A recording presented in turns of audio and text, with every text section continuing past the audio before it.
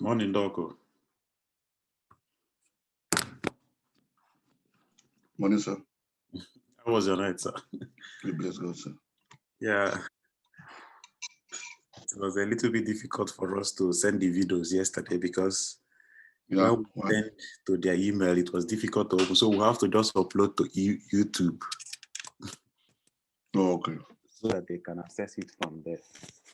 Okay. Your Zoom recording, they should have been able to have a link. Yeah, I was the one that recorded, and at the end, I was almost looking for where the recorded whatever is, you know. So we decided to just use but we still track it. The webmaster was not disposed to assist well. But now, if you record now, if I'm doing, are you recording on your local computer, on your local computer, or you're recording on the cloud? Are you recording on the local computer or your cloud, on the cloud?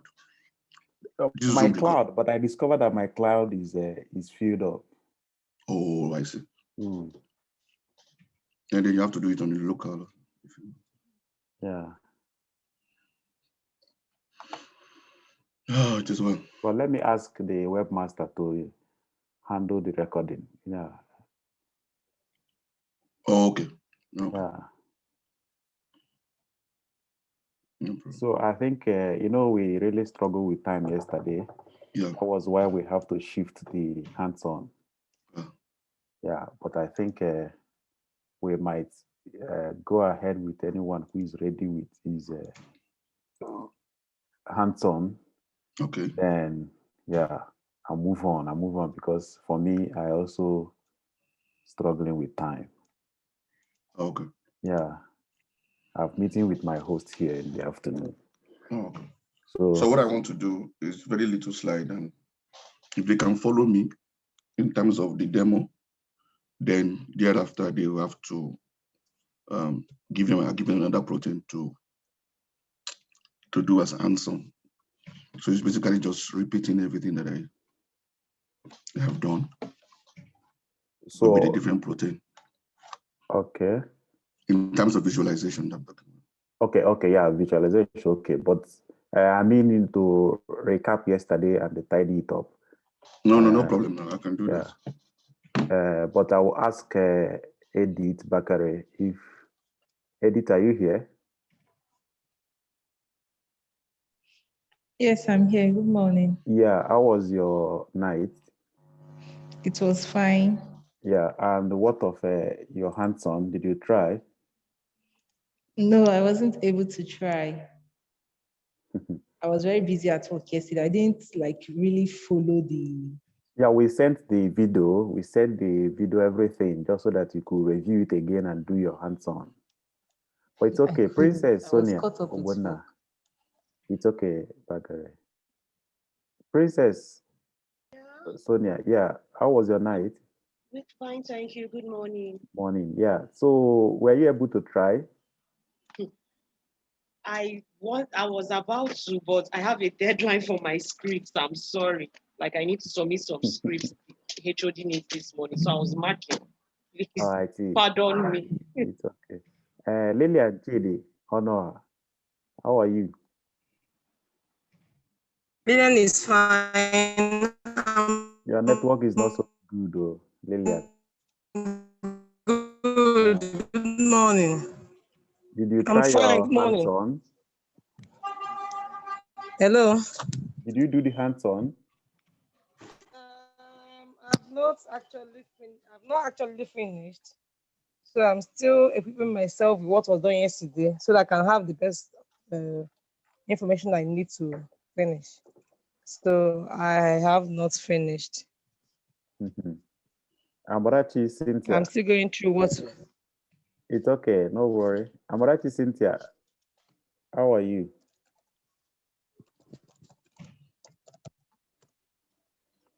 Good morning, sir. How are you? I'm fine. Yes. Did you succeed with hands-on, at least to some extent? Yes, I tried only the biological database, but I've not tried the chemical database. Do you have anything on the PowerPoint? I didn't follow through. yesterday, so I have to start listening to the YouTube videos again, and that was it. I only tried biological. Okay. Fine. Noelum, did you do? No, Chukwudi Michael Ebuche. You moved the motion yesterday. Support seconded by Noelum that we should go home and they do these things. So Chukwudi, did you do?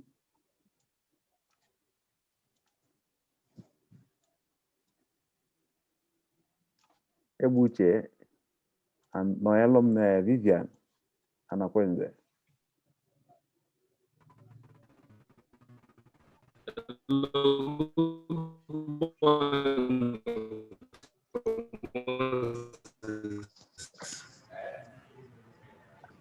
Hello, good morning, Dr. Moses. Good morning. Did you do the hands-on? That would be a better good Yeah, morning. Moses, good morning. Did you do the hands-on? No, sir. I know. People should know how to punish your students less, so not when you give assignment, to be shouting on them. Because monitoring what is happening. Okay, I think sir. Chiamaka may have something for us. Pharmacist Chiamaka.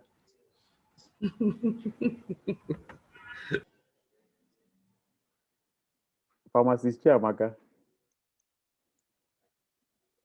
Onochie. And Joy Geneka. Good morning. Yeah. How are you this morning? I'm very well, thank you. All right. I tried the hands-on, I tried the chemical database one, because I seem to have understood that one better than the biological database. Did you access the video to go through the biological? No, it's less than 24 hours. I couldn't do it, but I did. I tried the chemical first because that was one I understood. I just started. Okay. I was able to work on the first.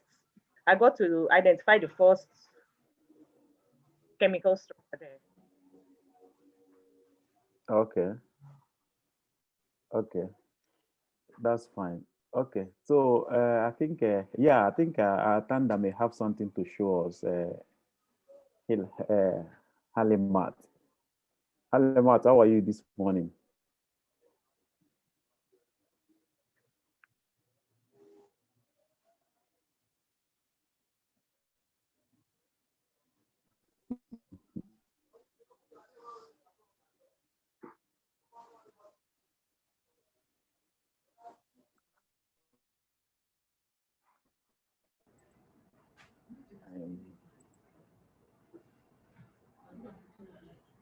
Hello?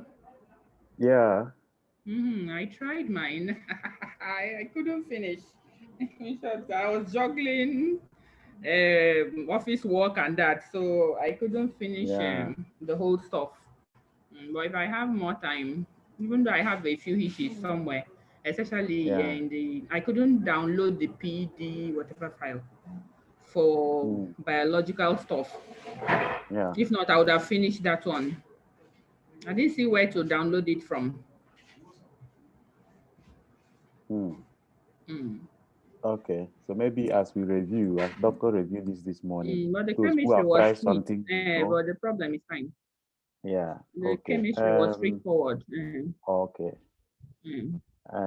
Yeah, I called Halimat Chisom. Are you there now? You can unmute yourself.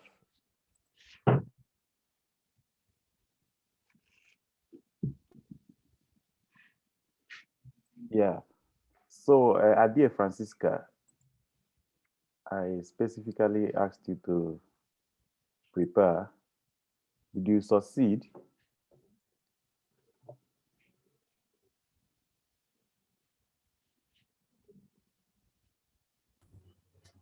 Good morning, sir. Morning. How are you this morning? I'm fine, thank you. Good morning. Morning. So, do you have any news for us? No news in that way, but at least I think I did something for myself, but not for the class. And what you did was okay for you. No issues anywhere. Everything went fine. For biological Database. database, I was okay. But for the chemical, I think I had a little issue. And I think, and biological, towards the end, I became confused on how to download with the PDB file and then open with Chimera. So that's where I had issues. So I'm waiting for this morning for doctor to come and then I can follow up. Okay. Okay. Thank you. Of course, the practice yesterday, we anchor what we are doing this morning, so there will be a flow along. Atanda, sorry, I have to leave you to Francisca. So, but you can talk now. You can unmute. I think what we should even do, or what I am even suggesting, maybe we can have two devices. One to be practicing while doctor is talking, and the other one is to listen. I think that's the method I plan to do today. Yeah, of course, he's going to share his slide. So both talk and practice, we shall see it. I know while he's talking and practicing, I think it should be better for us to be doing same. We are listening and practicing. So it would be a better, because watching the videos after the class and trying to do something was really helpful. Thank you. Yeah, thank you. Yeah. So I think the point is that even with one computer, you can do this. You can reduce the Zoom and they call up your own whatever and be practicing as you listen to what is going on. You can place it side by side, or if you have double computer, that will be perfect then. Yeah. So it's okay. Thank you very much. Yeah. Thank you. Atanda?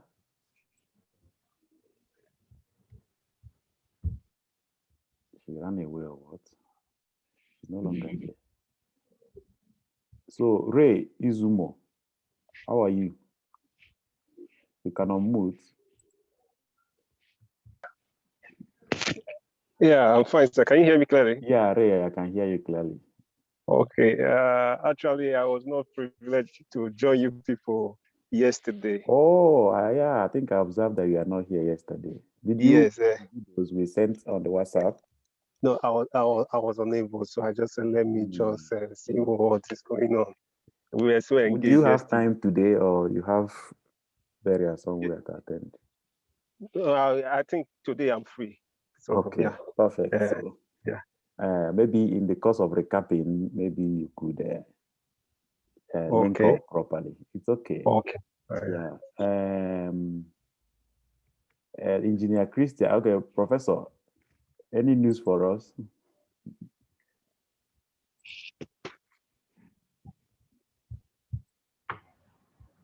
I think he's here as Engineer Christian. Good morning. Good morning, Prof.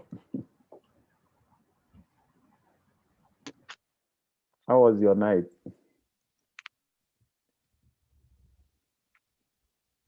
Hello?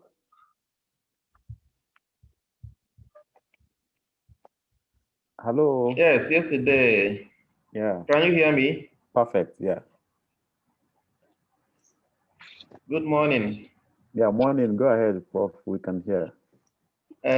Yesterday was somehow, so there were so many distractions yesterday. So let me hope that today I'll be able to flow. Okay. Did you access the videos? I've also primed Vivian and appointed to be my alternate facilitator. Okay. Did you access the videos we sent? Was that helpful? It was not accessible, but there's another one that was sent this morning that I was able to download. It was sent yesterday night because we have to work on this till around 11, 12, just to be sure these things drop. It's okay. I've checked my email this morning and I saw the 4 videos that there was no access, but I was the one sent this night that came in, only one, biological databases. Yeah. So if you go to the WhatsApp group, we also gave the YouTube link for all of that. So you can use the link to also get them down. Okay, I can copy the link and place on my PC. Yeah. It takes you to YouTube and you can download or you watch it online, depending. Thank you so much. Thank you. Atanda Halimat Chisom, feedback. You can unmute. Okay. Good morning. Good morning. How are you? I'm fine. Thank Okay. So, you have any good news? Good news. I don't know. I attempted the. I want to give you before. Go ahead. Go ahead. The hands-on training. I got some information on especially the first one. I got most of the things I was looking for. But for the chemical, I think it was network. Anyways, I couldn't load the information page. Like I could load the compound names, but the information page was taking too long. Yeah, I think it's network variation. Yeah, but happy that you attempted something and the information on the biological, they are just there. Yeah, because protein could change tomorrow and it's on you to know how to get your protein back to the UniProt or PDB as the case may be. So, yeah, but okay, the 50% attempt or 60, I think it's okay. Yeah, so that's a good feedback and also following the distractions of internet in the local environment. So it's okay. 2 more persons where we could go on. Odiaka Chifu. You can unmute.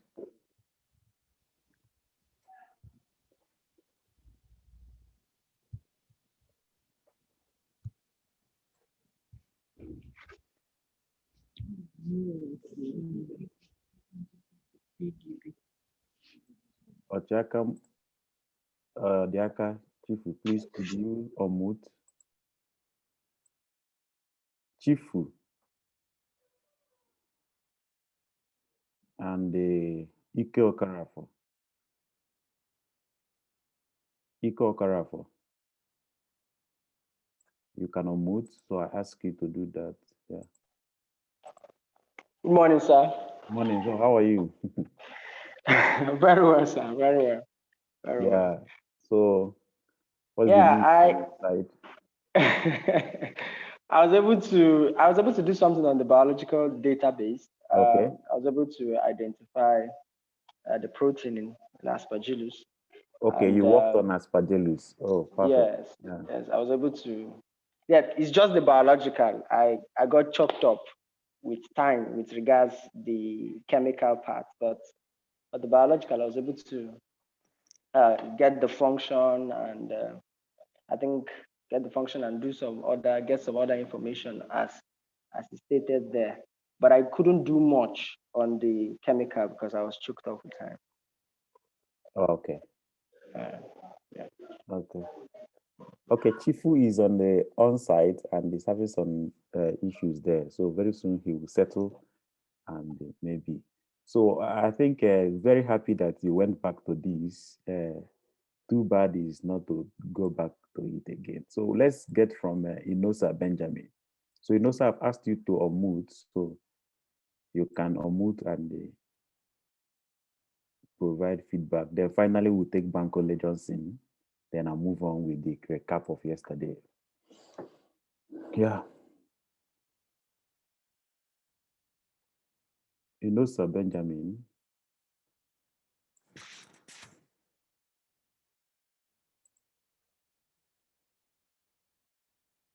Inosa Benjamin Bankole.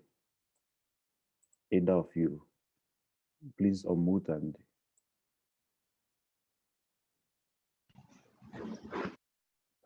Okay, good morning, sir. Bankole, yeah, man, how are you? Fine, thank you so much. Yeah. How was the last night? Okay, thank God. Did you push out? For me, I was very, very occupied all through yesterday. I was just shuttling between work and the workshop. Yeah.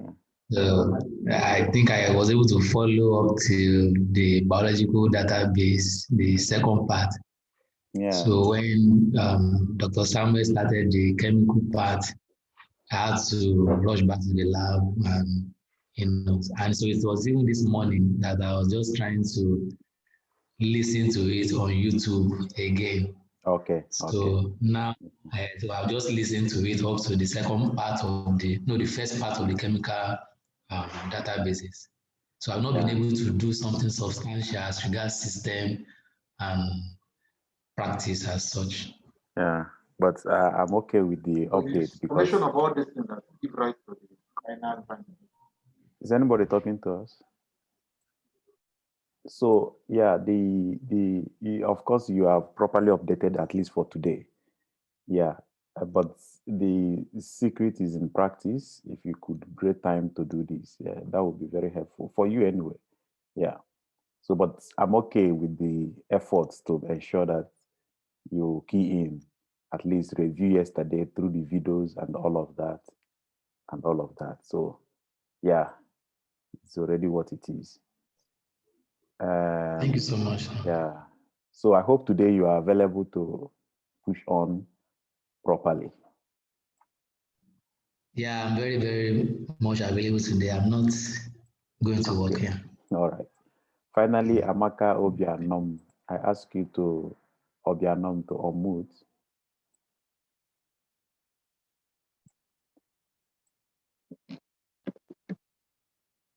Amaka Obianom. Yeah, go ahead. Thank you. How are you, Amaka? Morning. Morning. So, did you try? Well, I've not been able to do that. It's correct. It's well. Okay, but did you review what was done at all? I mean, the videos? Okay. Okay, so with that, we should all be at the same page this morning. There are some persons that are not yet in the room, and hopefully maybe in the course they will join. So I think at this point, I will, once again, if you look at the program matrix, you will discover that we have to start with recapping. So what we want to do with this recapping this morning is to invite Doc to quickly tidy up the hands-on together with us. Then he will move into the manipulation and the visualization of the protein. Though we are going to use another protein for the visualization so that you'll be able to go back on your own, get a protein, and begin to visualize as it guides us. So Dr. Sam, you are welcome to on your video, your voice, and also share your screen if you want. Okay, sir. Thank you.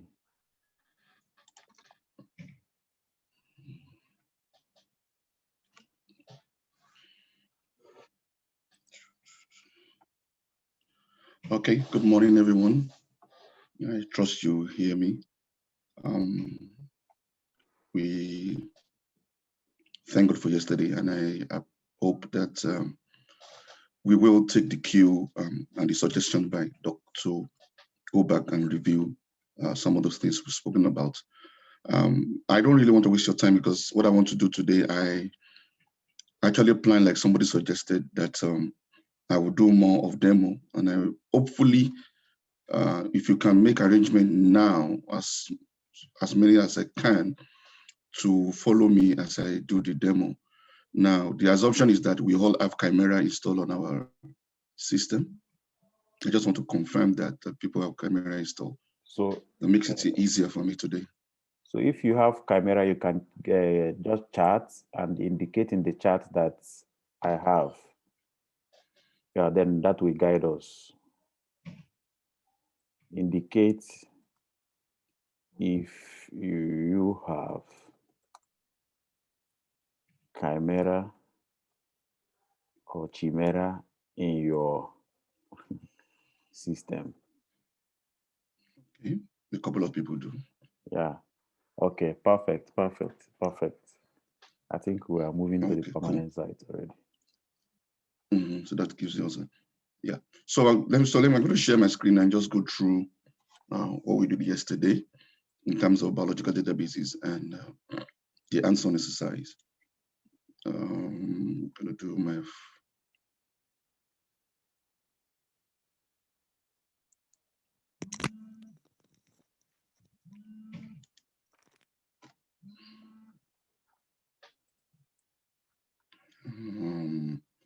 Actually, I want to share my whole screen, not just this one. Just give me a minute. Let me do that. All right. I'll bring up that. Okay. Okay.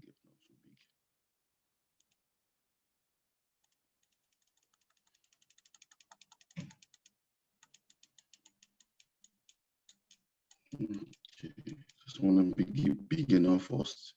So can you see my screen? Just confirm that you can see. Yeah. Okay, sir. All right. So the whole idea here is in the first database is to explore UniProt by looking for protease enzymes that are found in HIV, Plasmodium, and Aspergillus.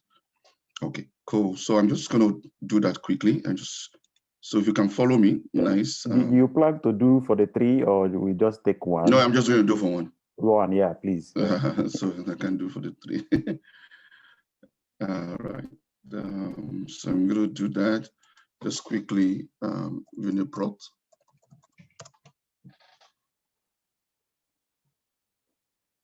All right. I'm on the web page. So so you can just type in the keyword. It doesn't matter which order, either protease HIV or HIV protease. Right, cool.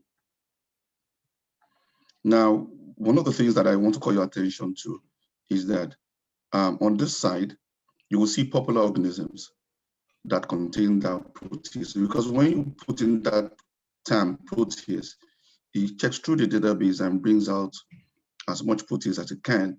But on this side, it kind of categorizes the organism from where it found those kind of proteases. So in this case, I'm interested in the HIV, not the human, not the mouse, not the, I don't know, is this Saccharomyces? Yeah, not that one. Yeah, so I'm interested in the HIV, HIV1. I think it's HIV1. I don't know what's the distinction between these right now, but I can just find out if I click in. Okay, there's a variant HIV1-8. Okay, all right. So there are 4 entries for this one, as you can see, and you can have a description of what the entry looks like in terms of, all right. Now, women HIV type 1, the length of this particular protein is about 1,000. This particular one is 500, is 210, this is 192, so different types. Please, you can just indicate, raise your hand or something if something is not clear, so I can stop. So there is a tool for raising your hands, then we could come to you. You can also just write a question in the chat box, then we can. All right, so you can just click on any one of them. That's why I said select one. I assume that there will be a long list. You can just select one. And then from that, we'll see I'm dealing with this protein, GAG polyprotein, made by this gene. That's the information of the gene. Of course, the organism is HIV. Now, something that I want to call your attention to, yesterday, the one we looked at, it was unreviewed. You can see that this is reviewed. Okay, and look at this, experimental evidence at the protein level. So what that suggests that this protein is definitely present in that. Is unlike yesterday, it was a predicted protein for F-18 that I used yesterday. This is present, there's an experimental evidence that is present in that organism. And look at the annotation score. So just look at that in the video and compare. So there's a lot of confidence in this data. So I have a lot of confidence in the data that I'm looking at right now. Okay. So there's quite a number of information. I'm trying to remember what I asked you to check. Describe this, okay, subcellular location, the FASTA sequence, and find similar protein. All this information are on the tab here. Okay, function, you can see the function here. Subcellular location, you just need to click on that, and you will see where it is. Host cell membrane, it's a lipid anchor. These locations are linked to the virus assembly site. The main location is on the cell membrane. Okay, so it gives you an idea where that protein is. Of course, you can other look at so any other information that you're interested in.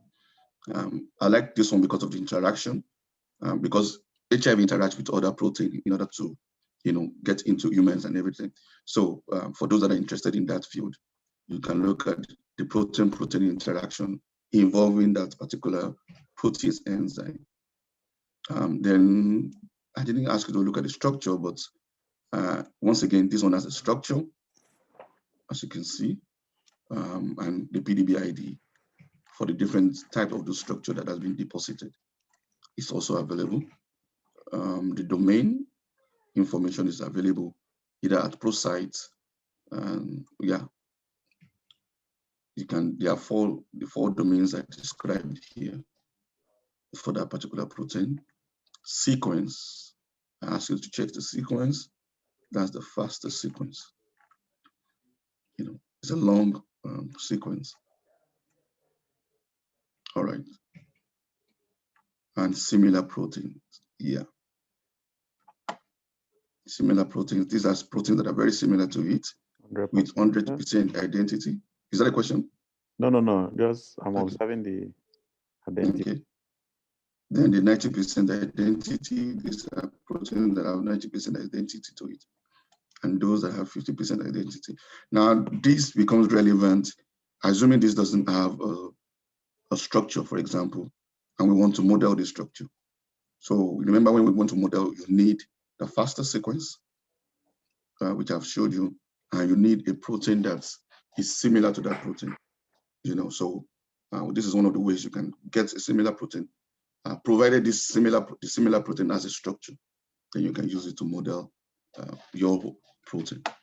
Okay, so that's one way to. Another thing is if you don't have enough information on your protein, you can look at similar proteins, and if you get some information, then you can correlate that to the your protein of interest and see how it works out from there. All right, so that for that one. And the second one, is there any question with regards to the UniProt? Did anyone do that? Did you encounter any issue?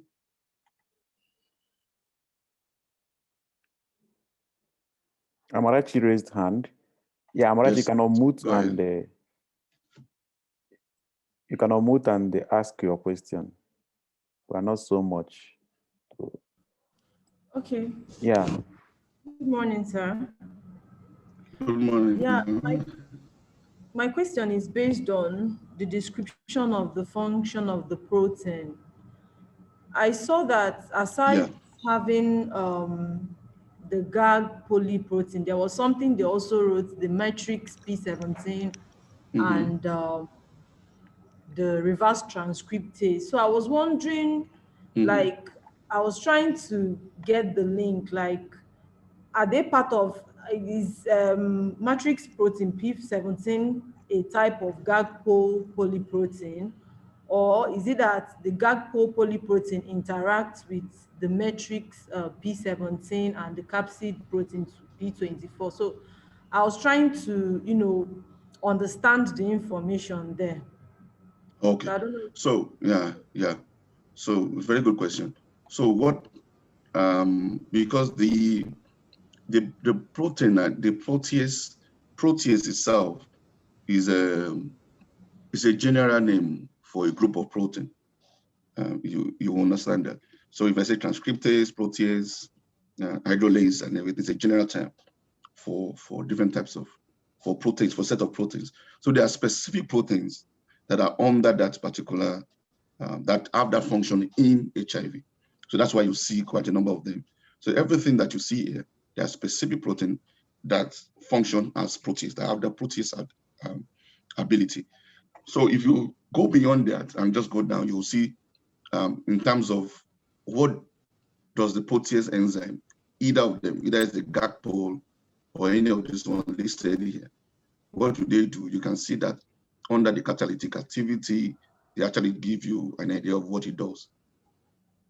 In this place, you will see the reaction. You can see the reaction here, and also a very good place to look if you use a specific protein, for example, if I use a very specific protein, you should see the information for that protein alone, not a group of protein like I did. Perhaps it's not a very good example, but it's just a general example for you to have an idea of how to engage. So you should have an idea of what your protein is, for example, like I did for FAST13 yesterday. And you just put that specific enzyme in, and you'll be able to, get the function. Another thing you can do is to go to your go time. Your go time gives you an idea of what you can do, what the protein does under the biological process. Okay, you can see what the protein does. You can click on that and get more information about that protein. Keywords, activation of host capsids by virus, DNA integration, DNA recombination. So these are the kind of function that these protease enzymes accomplish within the HIV pathophysiology pathway, as it were. Okay, is that okay? Yeah, there's also another question on what do you mean by modeling a protein? To model a protein, yeah. Okay, so okay, now I think one question I just wanted to, I know there should have been some prerequisites to this training, but I would suggest that if I use sometimes, you just write them down, and if you review this video later, you can just Google some of those things, because I'm going to use so many times. The assumption is that we have a sort of biochemistry background, as it were, but I know some of us are from different fields. So I would suggest you write some terms down when we are doing the training, and then you can just check them later and just have an idea.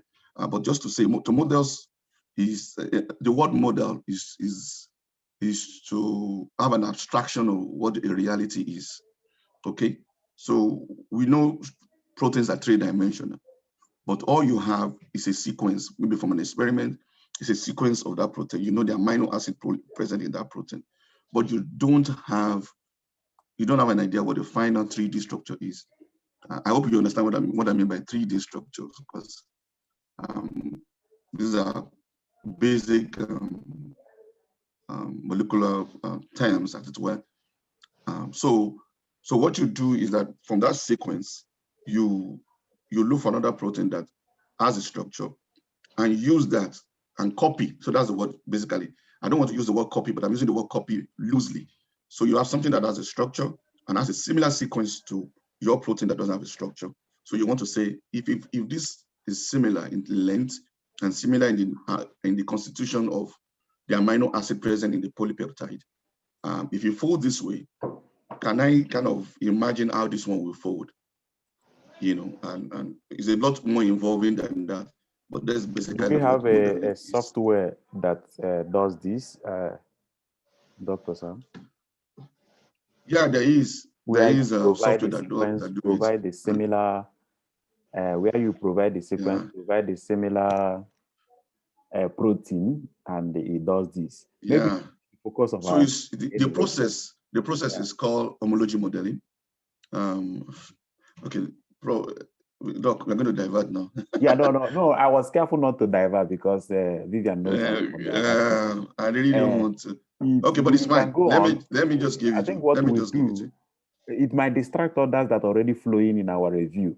So let's hang it. We can attend to it tomorrow morning before we enter into docking. No, but it's fine. I can just quickly say, if everybody can write down, let me just go to the chat. You can just check it out later. They have a very good tutorial. I'm looking for my chat now. Where am I? It's called Swiss Model, SWISS-MODEL. You can type that on the chat for me, sir. Swiss Model. It's a website that you can give your FASTA sequence that you have right here. Where's the FASTA sequence? Yeah. Remember, so you just copy this, the way it is, the sequence, copy it, and go and paste it on that site, and automatically it will look for, it will first do a blast, look for similar sequences, locate the organism that is similar to the sequence, then begins to build the model for you. So these are very easy platforms that can do that. Of course, there are standalone software that can also do that. But I think Swiss model is quite accurate enough to do that. Okay, I hope that is fair or clear as it were.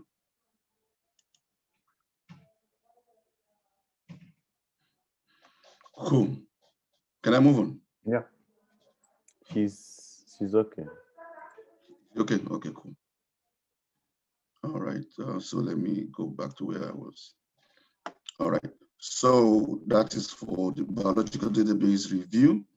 And I believe, please, you must also have some sort of hypothesis in mind or research question when you engage these things, something that you're looking for.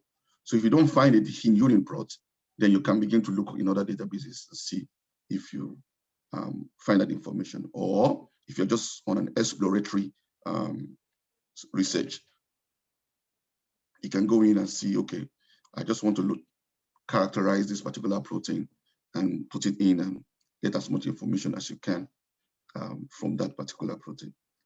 Okay, so let me go to the next one quickly.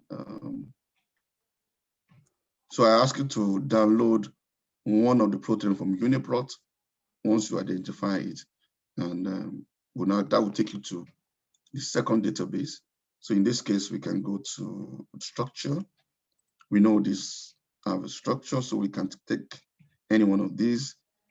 If you want to use it for docking, preferably the one with the good resolution. Okay, I think this is about the highest resolution here, 2.5. So I'm just going to click on RCSB. That takes me to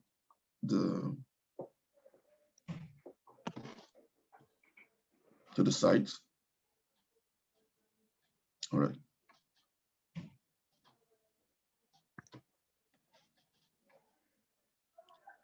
All right. So this is this entry on PDB, RCSB PDB. We're looking at this protein 3A ID. That's the PDB ID. Is a new. Now in this study, they're actually looking at a new class of HIV protease inhibitor.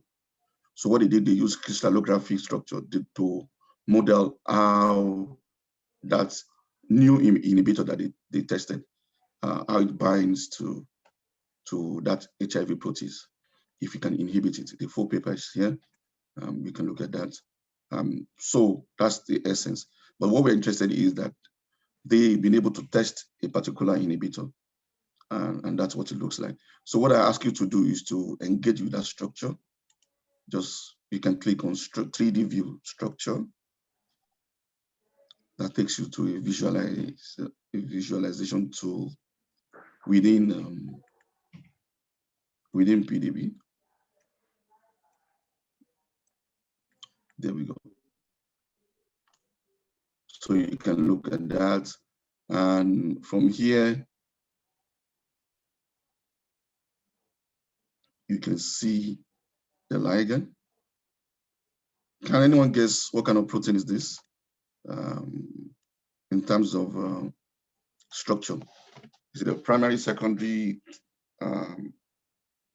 tertiary, or quaternary structure?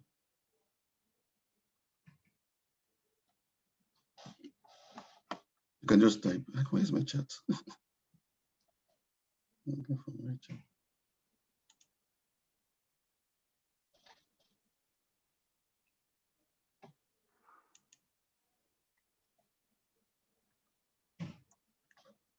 Can anyone guess? Okay. If you look at that protein, if you're following me and you type.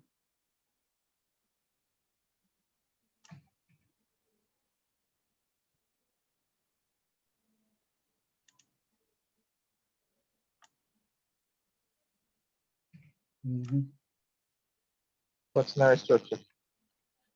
Quaternary structure. Why do you say that, sir? Because it's called the warm tertiary structure combined. Combined. Thank you, sir. So you'll see on this side, you have this green structure, which is a 3D tertiary structure.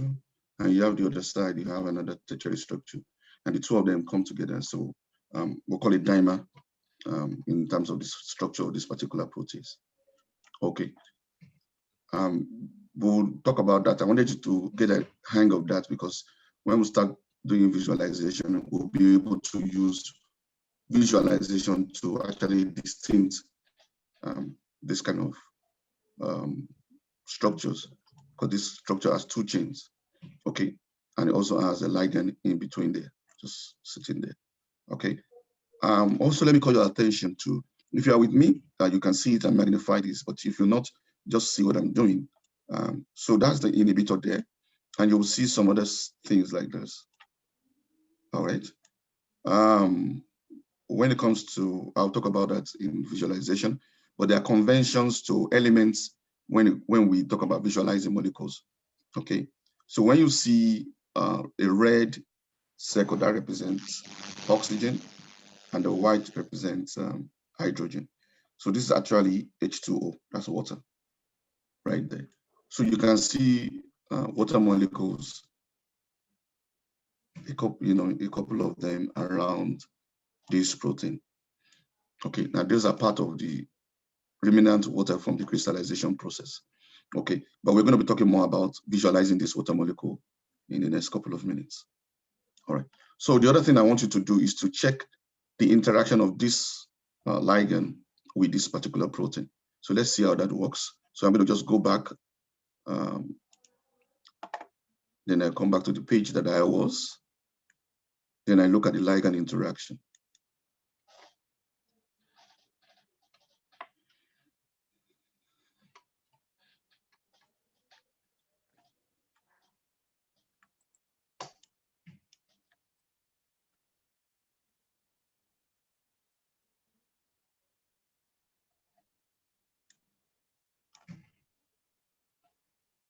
All right. Wait. Come on. Move closer.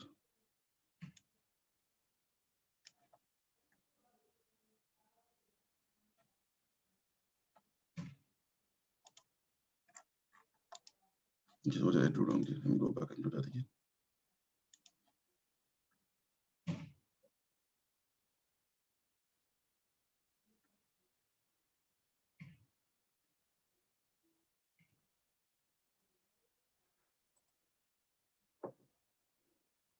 Beautiful. Okay. So there we go. That's your ligand right there. And these are the interaction with the residues that are in the protein. Okay, these are hydrogen bond interactions.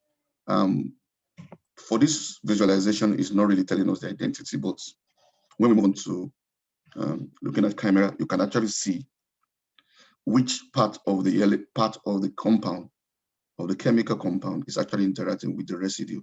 So by just pointing at the residue, I can actually identify each residue within this space. But this doesn't do that here, but it's fine.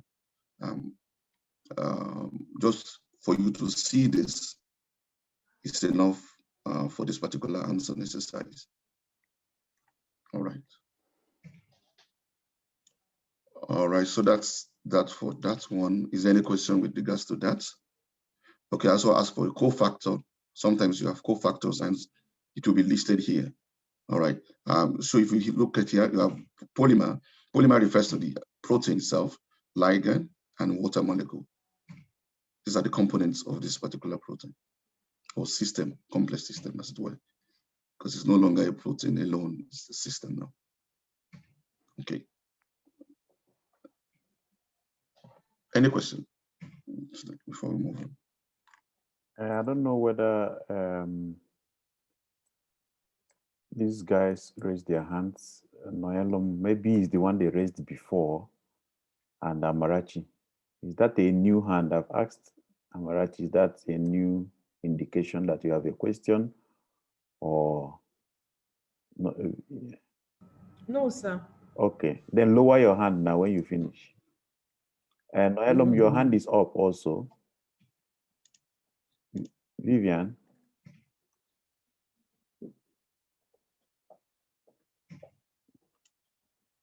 Hello, Vivian. Okay, I think we go on. Yeah. Okay, cool. All right, so the next, I think that should be it with biological databases. And so you just keep trying other, then you have to look at Plasmodium and the rest of them. Okay. So I'm going to move on quickly to chemical databases. The first one is the easy one. You just need to look for the components of volatile oils in this chemical entity of biological interest. So I'm going to go back here and just put that on my browser.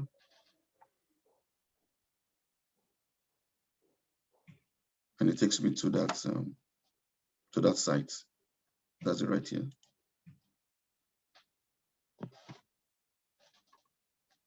Okay.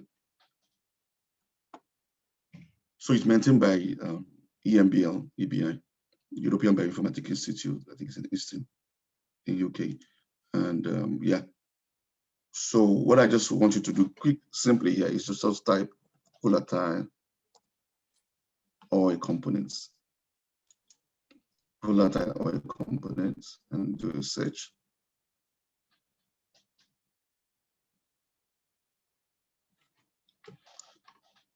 So it's also a database that stores all sorts of chemicals. You can look at this, you can, yeah. Now you'll see, I was just doing this bit of a research, trying to see, can we find components of volatile oils that can interact with the particular receptor of interest that I have. So essential oils, tear oil, and the rest of them. So these are main oils, but I'm interested in their components, structures that are specific structure that might be present in those oils. Okay, so these are the ones I'm interested in, the ones with chemical structures. All right. So you can select one of them if you want to, based on your interest. So the one I'm looking for something that is big enough to fit into a particular pocket that I want.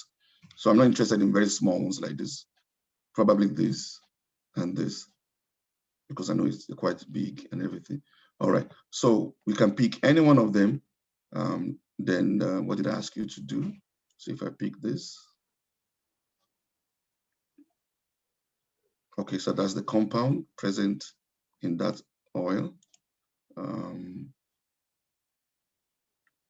And the formula is given and some information about it. He also has a link to other sites, but it doesn't really have bioactivity information like you have in PubChem. All right. There's something I wanted to show you here. So you can download the results here. Okay, somebody said they couldn't download PDB. I need to go back there and show that. Okay, you can download the result of your search here as a CSV file. So let me go back to PDB because somebody mentioned not being able to download. That's okay. So we are back to where we were. So just on the top here, let me try to highlight that. Here is the download button.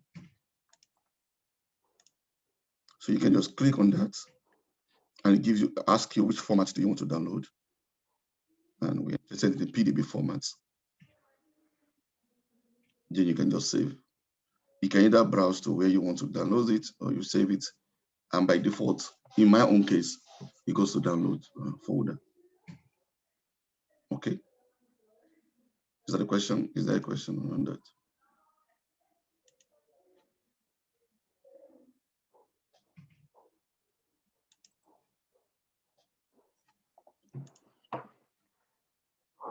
Yeah. Though someone was asking how to open whatever in Chimera, so but I told her we get to that after this. Yeah. No, we'll get there now. We'll get there now. Okay. All right. So quickly, so I'm done with this volatile oil. It's a simple process. Just pick one. So let's go to the PubChem one. And I'm still gonna just show this briefly. but I still want you to do it. So the idea here is to draw the structures, and I'm confident that you can do that, and just do a search. So it's basically what I did yesterday. I don't think I want to repeat this because I tried to draw this yesterday, although I didn't complete it. So you go to that site, choose draw structure, and you have your drawing area, and yeah, then you can do your drawing here, like we mentioned yesterday, and the rest of them. Then once you're done, you just click on search, and you will get a search in terms of whatever that in is. Okay, I think that should be straightforward, except there are any specific question around this. And once you're done with that, just try to engage with the question that we give in terms of getting you to just look at the different aspects of the information that are present within that database for that compound. All right. Good. So I think that we should be able to undo that. It's just a matter of finding time to do that. Cool. I don't think it's necessary we draw here. Do you want to draw the structure, Sam? Because no, I don't think I want to. Yeah, it's a click away. It's just a game, just to play games. So anyone can play the game. Yeah, but there's a question on the drawing in PubChem. Please show how to draw NH without a bond. On the drawing in PubChem. Okay, so the question is, how will N and H be without a bond? Without a bond, yeah. So that's what I'm saying. How can N and H be with it? Let me understand the question. The person can speak. Because there should be a bond, actually.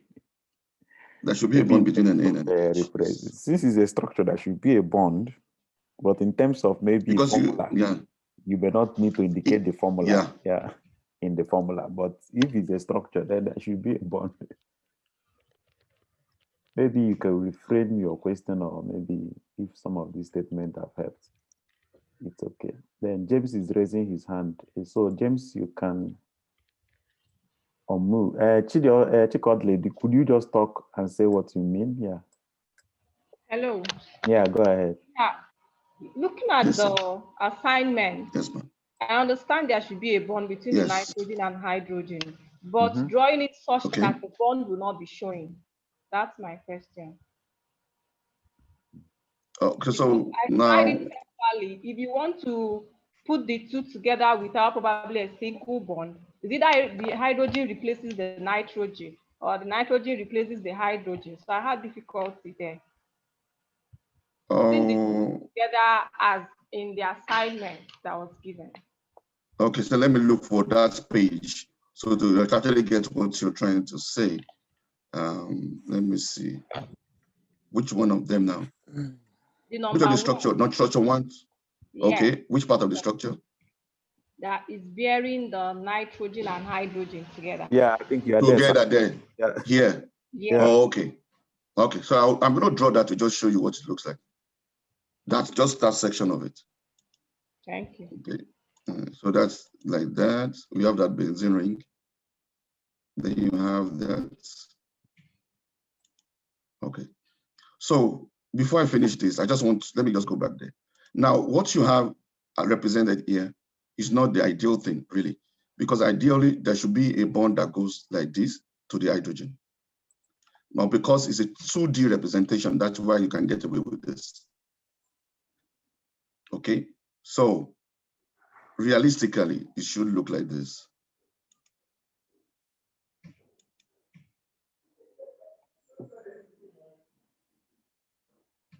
Then let me just check that again. Okay, cool.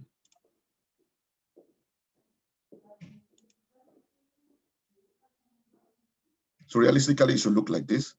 So then you have that extra bond here. Then you can replace that. Remember, if you don't put anything here, it's assumed that it's a carbon. Yeah. So you specifically have to put hydrogen. Hydrogen, yeah. So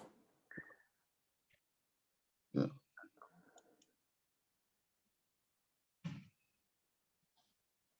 There we go. So that's what it should realistically look like. Yeah. Is that clear, ma'am? Yeah, Chikotla, I think that is okay. Okafor. Yeah, that's okay. I actually got it like this, but I was thinking there could be a way. No. Once it's here, then you have to reveal the bonds. James, you can go ahead. James Okafor Anyale. Yeah, Unmute okay. yourself. Yeah, go ahead. Yeah, I was able to draw the chloroquine. Okay, you're okay now. Okay. Yeah, but my question is on identifying the bioactivity of that compound. I couldn't do that on the problem. And so also the carbonate group there, I couldn't find it, like the other structure. Which other structure are you talking about? Group. H3CO. I couldn't know how. It's okay. From what you are saying, because this is 2D, they will have to use the normal way of sketching, like we did the HN, right? Okay. So that question has been answered. The bioactivity from PubMed, I couldn't locate it. For which compound? Chloroquine. Chloroquine is 1, I believe. Chloroquine is 1. So I'm not going to draw the structure. I'm just going to write it, chloroquine, and I'm going into PubChem.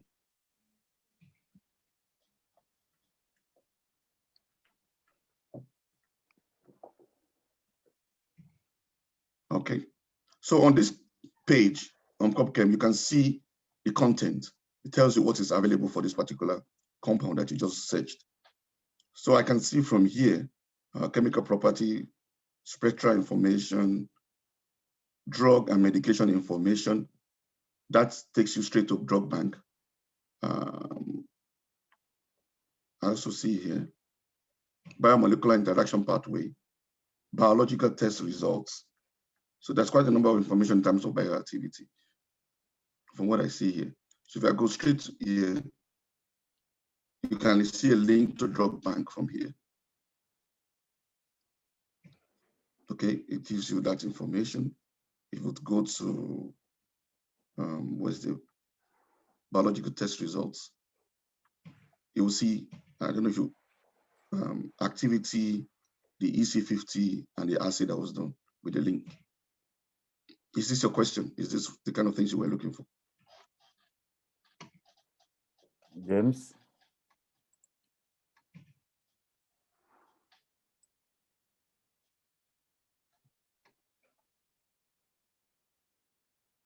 James, could you confirm if this is what you're looking for so that we make progress? Yes, yes. Thank you. Thank you. Yeah. Okay. Good. So I would suggest if you're going to use this training in your research, I would suggest that you find time to go through this hands-on exercise and just perhaps choose somebody as an accountability partner where you can write down your result, what you saw, and share with the person, and the person can also share with you. And you can learn from each other, you know, as to, oh, how did you get to that point? I didn't see that, and the rest of it. So yeah, that's just my suggestion. Okay, I think that is all for review, sir. Yeah. Yeah, so I think, do you need a break, just like 10 minutes, then? No, it depends on you. If you want me to go ahead, I'm good. No, you have to go ahead, but I'm asking you if you need a break. No, I'm good, sir. Yeah, and the class, I don't think they need a break because it's... The class, do you need a break? Class, do you need a break? Let us know in the chat room.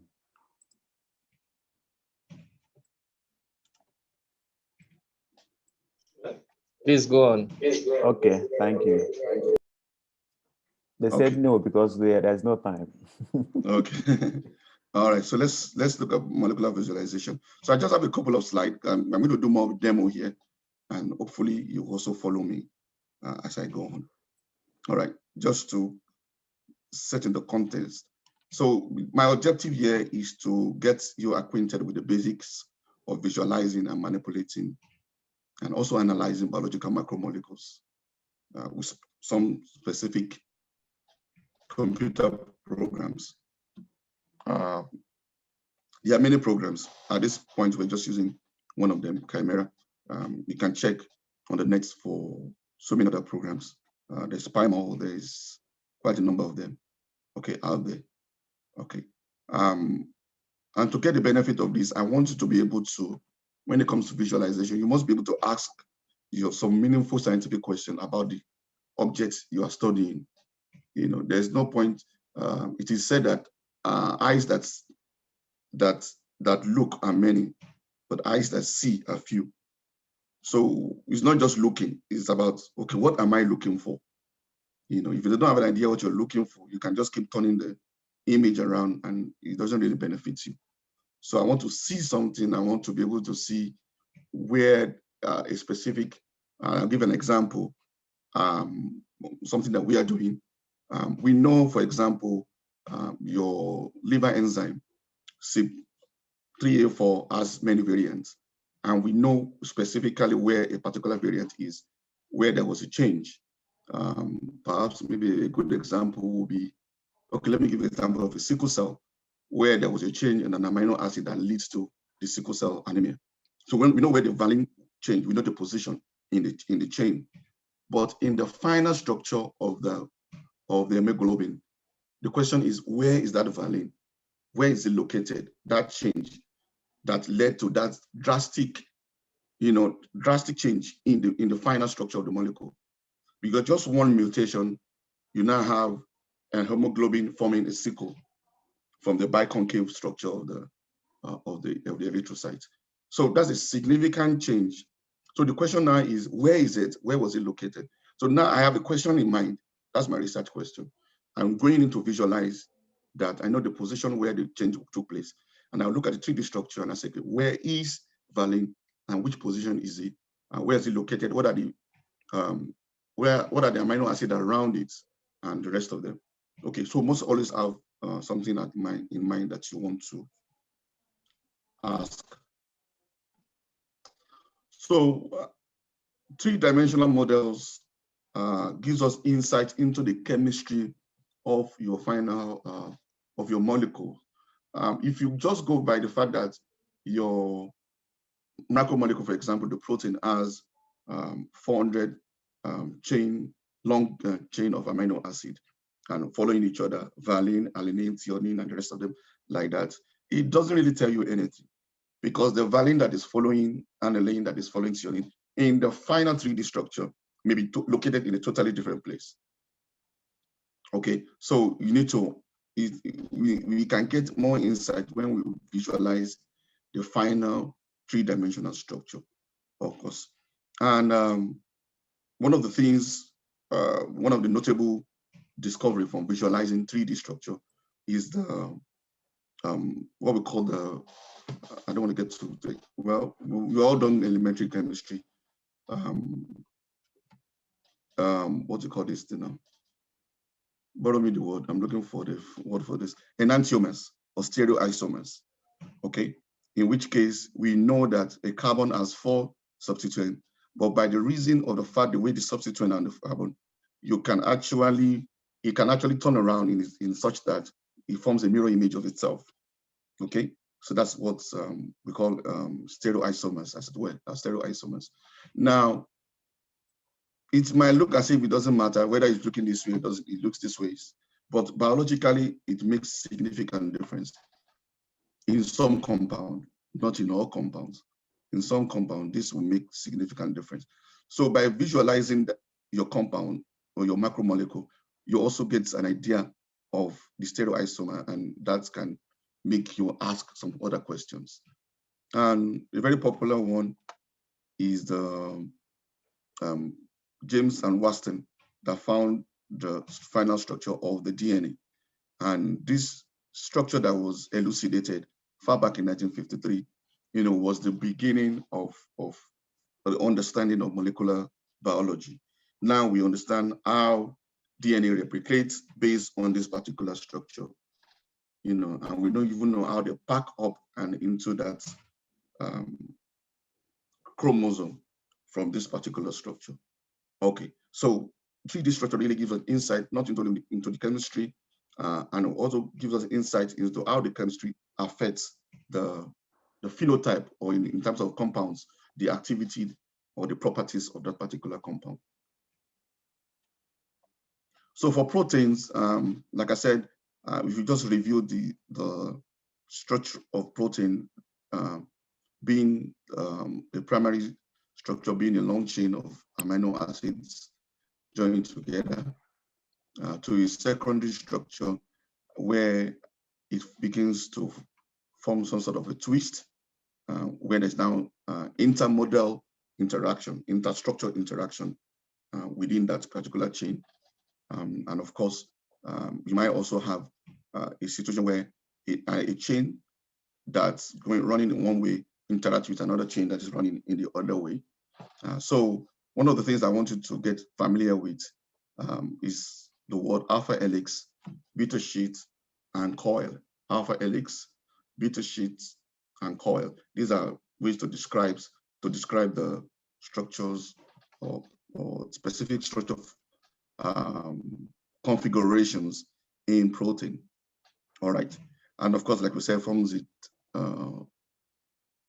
tertiary structure, which can also come together to form quaternary structures. Okay, so we've spoken about that. That should be clear. And of course, the aim here is that you want molecular visualization as a means to look at models in order to explore them and to have a better understanding.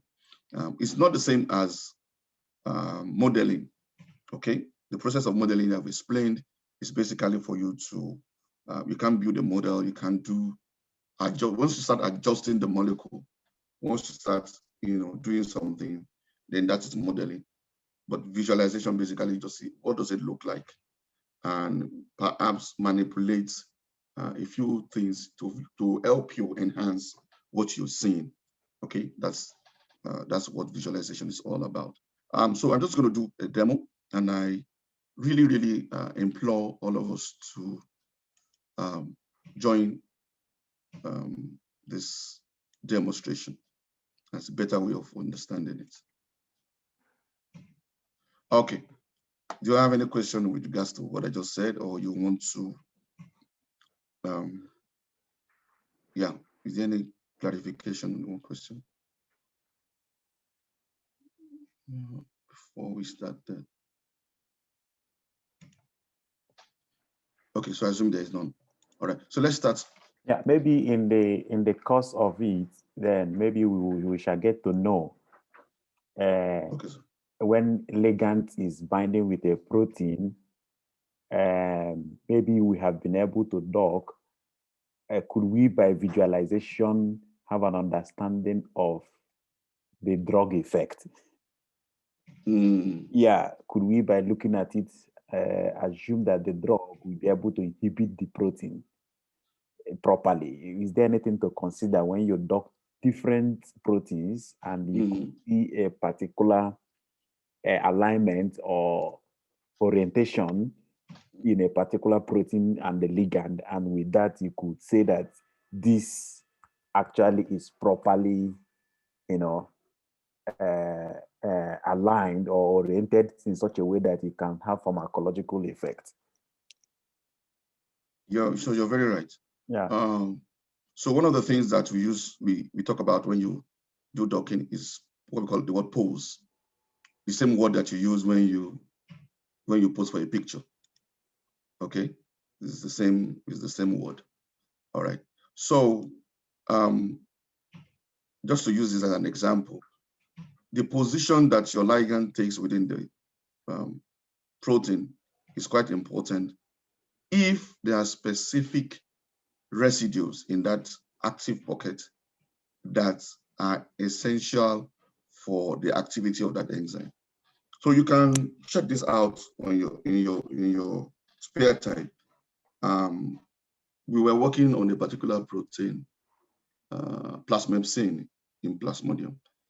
Plasmepsin has aspartic acid as a residue within the active site. And what we found out was that if your compound is not bound to the aspartic acid at the binding site, it's possible that your compound, even though it's at the pocket, cannot inhibit that enzyme, because the aspartic acid that is free will still do the function of that enzyme. So it's important for you, if they are, first you need to have an understanding of how does the enzyme work, what does it need to perform its function. What does it need to allow the transfer of oxygen from the ATP to DNA or whatever function that it does. And you can get an idea of that from UniProt. But UniProt actually gives you a specific reaction that is being catalyzed by that enzyme. Okay, so it gives you an idea of what the enzyme is doing. And from the residues that are present in the pocket, you have an idea. So by visualizing how the ligand is oriented in this case, like I'm doing, and now visualizing what is interacting with, you get an idea of, even though this compound may show very good binding energy in terms of bind very strongly to this protein, but if it's not interacting with the specific amino acid that is very crucial to that particular protein, then it's as good as useless. Okay, so that's a very good question. But I'll try and do an example. I'll try and see if I can make an example. Yeah. As I go on, if I can find plasmepsin. I'll do that. Okay, so let's see if you can start off. Just call your camera up. And I want everybody to tell me that when your camera is up, please.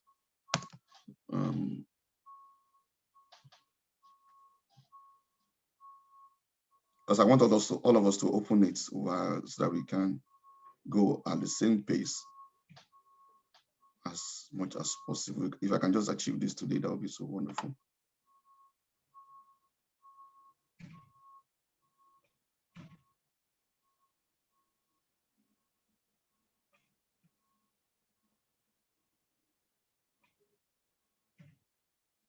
All right, good. So if you want to register, you can register. It's free, but I don't think I've registered so many versions. I don't think they will give me, so I'll just click on later.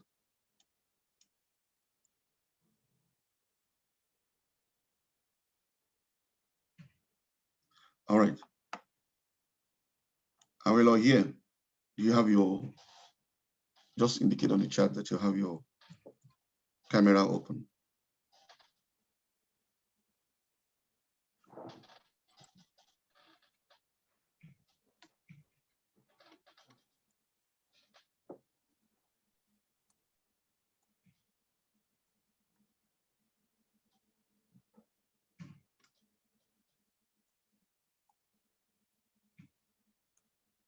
So if anybody's having a problem, so that the tutors can just assist you if it's not opening.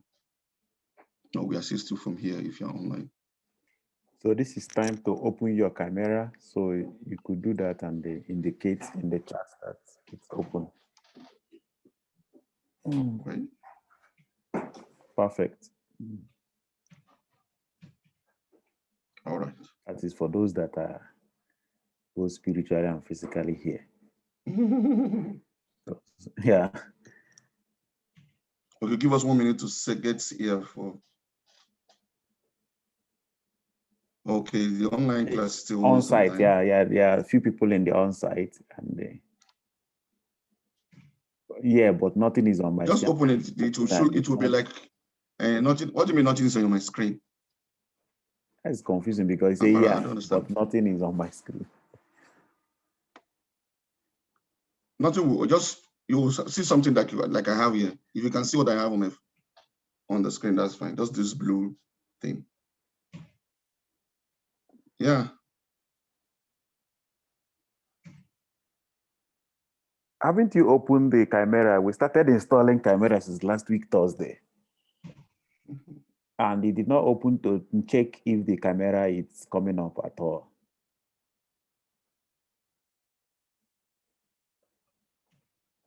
The background may not matter if the app is up.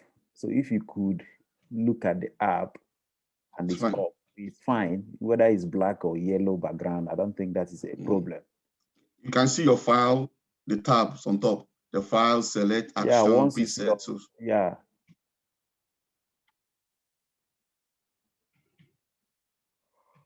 Then you're good. Yeah. So those in the on-site, we just give you a moment. Let us know quickly.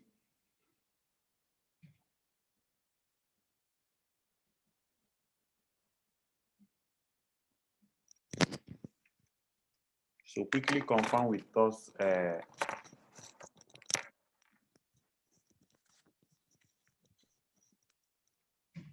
Quickly confirm with us that it's fine. Then we could go on. I mean, those on-site.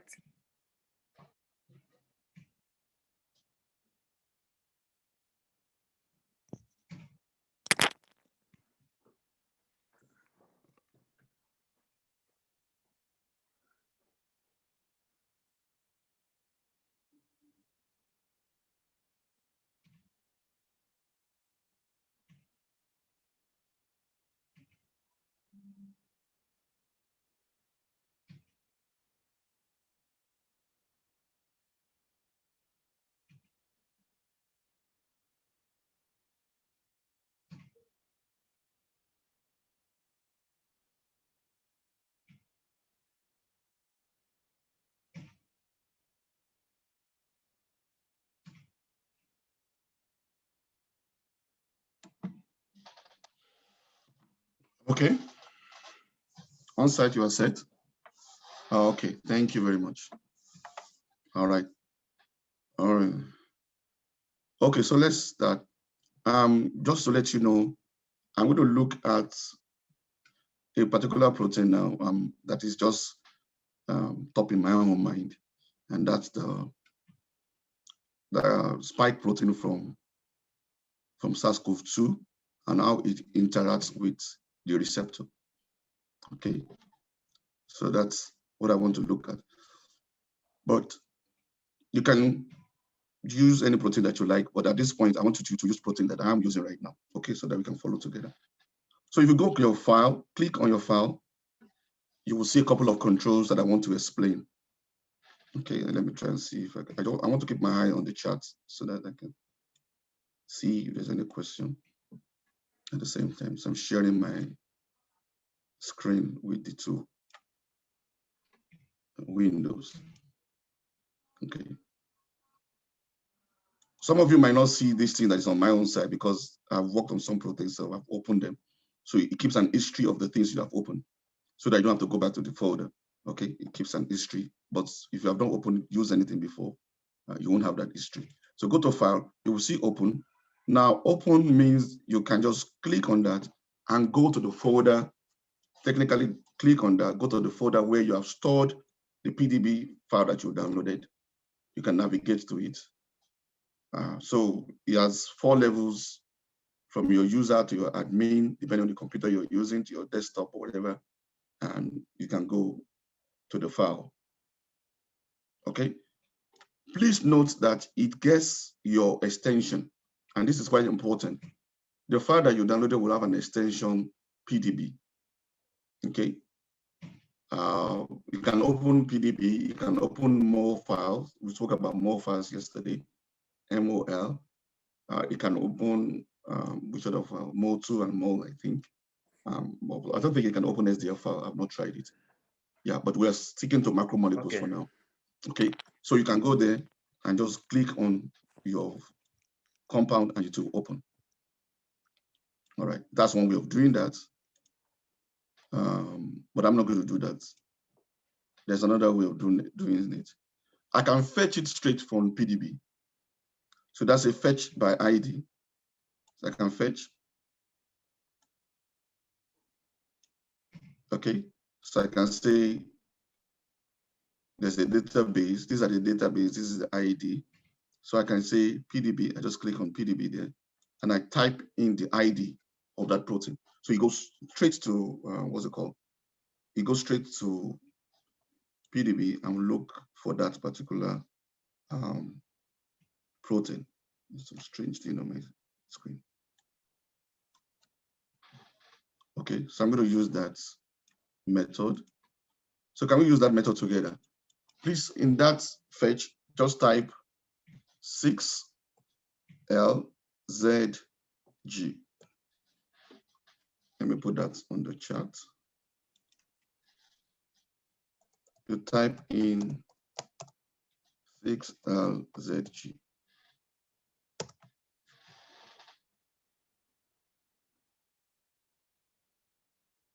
So once you're done with that, just click on fetch.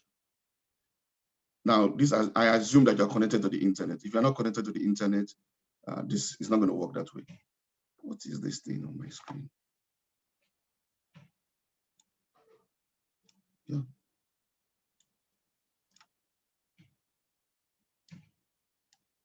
I don't know what this is.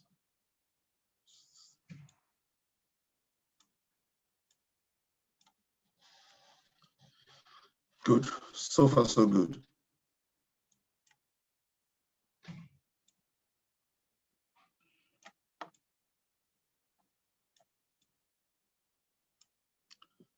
Okay, I want you to confirm on the chat what you're seeing. Can you see two proteins like joined together or just one? Yeah. Maybe you could enlarge the camera to. Yeah, I don't know why I'm struggling with them. Please ignore this green line. I don't know what it is. My system. I don't know why it's here. Yeah, same. Good, beautiful. So we fetched that particular protein. All right. Now, just for purpose of explanation, we have two chains modeled together here. So the spike portion of the SARS-CoV-2 interacting with your ACE2 that is present within the lungs. And this is how the virus gets into the epithelial cells in the lungs. All right. So if you go to select chain, it tells you there are two chains in this protein, chain A and chain B. Go to select, you will see the chain. It's chain A and chain B. Just select chain A. Let's know which one is chain A. Okay, if you select chain A is actually your ACE2. It has highlighted chain A. And if I go to select chain B is actually the receptor binding domain of your spike protein. Okay.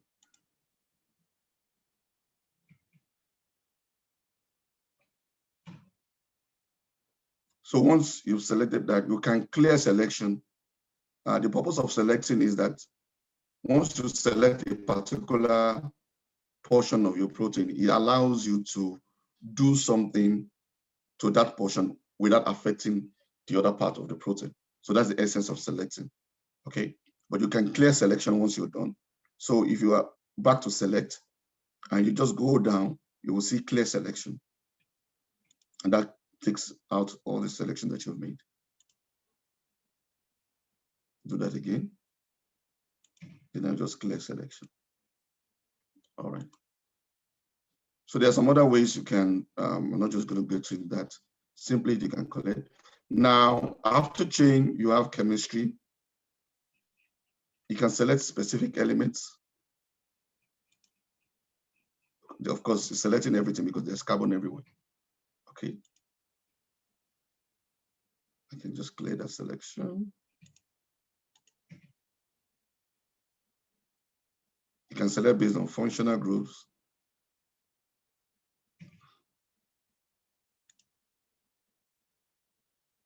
So what I just did here, let me do that again. So I'm on chemistry. I want to select functional groups that are present within this system. I say functional groups. I know that there are amine in this because it's a protein anyway.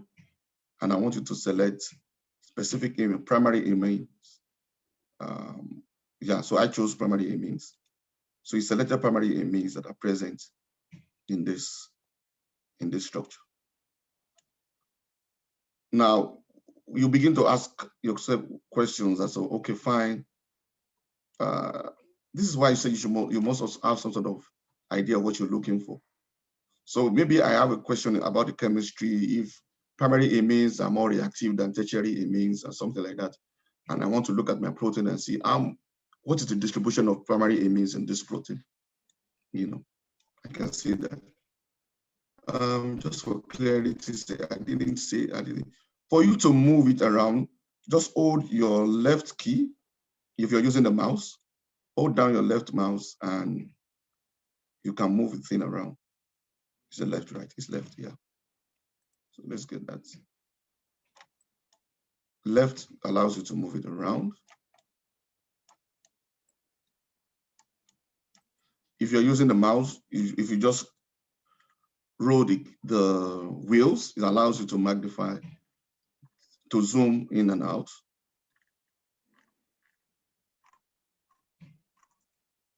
Now, I assume that everybody is using mouse. If you're not using the mouse, okay, you can do the same with your, am I on video? I'm trying to see if I can show my hand. Am I showing my hand now? Just clicking on that. So can you see my hand? No. No, I will not show. So my video is not showing. My video is on. Is there a way I can set it to see video and on the screen? Can I set this to show video and screen? So? Yeah, you need to share. So you need to share and share sound. Okay. You are the one sharing now. So in your sharing option, go down there. You see. I'm not sharing. Yeah. So when you pull it up, you see share sound. Then you can also click that. Then if you play your video, I think we can get to hear. No, I'm not playing video. I want you to see me. That's what I'm saying. We are seeing you. You can see me. Then if you can see me, you can see my hand. That's what I'm asking. I'm moving my camera to my hand. Yeah, we can see. Yeah, perfect. Okay, that's what I mean. Okay. So for those that are using, what's it called? That are not using mouse, you just click on and move around. Okay. And if you want to zoom, you have to use your tool and zoom. What's that zoom for this one again? I'm going to get it now. It's better to use your mouse anyway, but there's a way you can also use your right click. So if you're using your right click and you use the second hand to move in and out.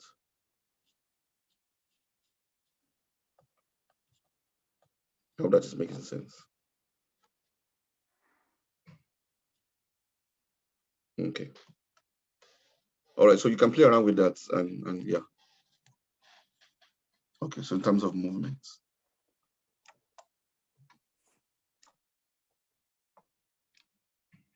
And for you to translate, what I mean by translate, you want to move to the right or to the left. So your ruler key or the center button on your what do you call this thing? On your mouse, if you hold on to it, you'll see a cross sign. And you can use that to move it up and down. Just hold on to it. Instead of rolling that thing, just press it down and it can move up and down.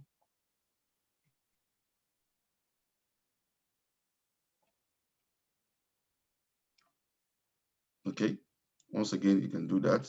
Left click, right click to zoom, or you use your roller and you hold on to the roller, you can now do translation in terms of movement. Okay. So where were we? We were at selection. Yeah. So we were looking, functional groups. Group, yeah. Yeah, you can now look at, let me just try one more, carbonyl groups. So why do we have carbonyl? Why did it select everything?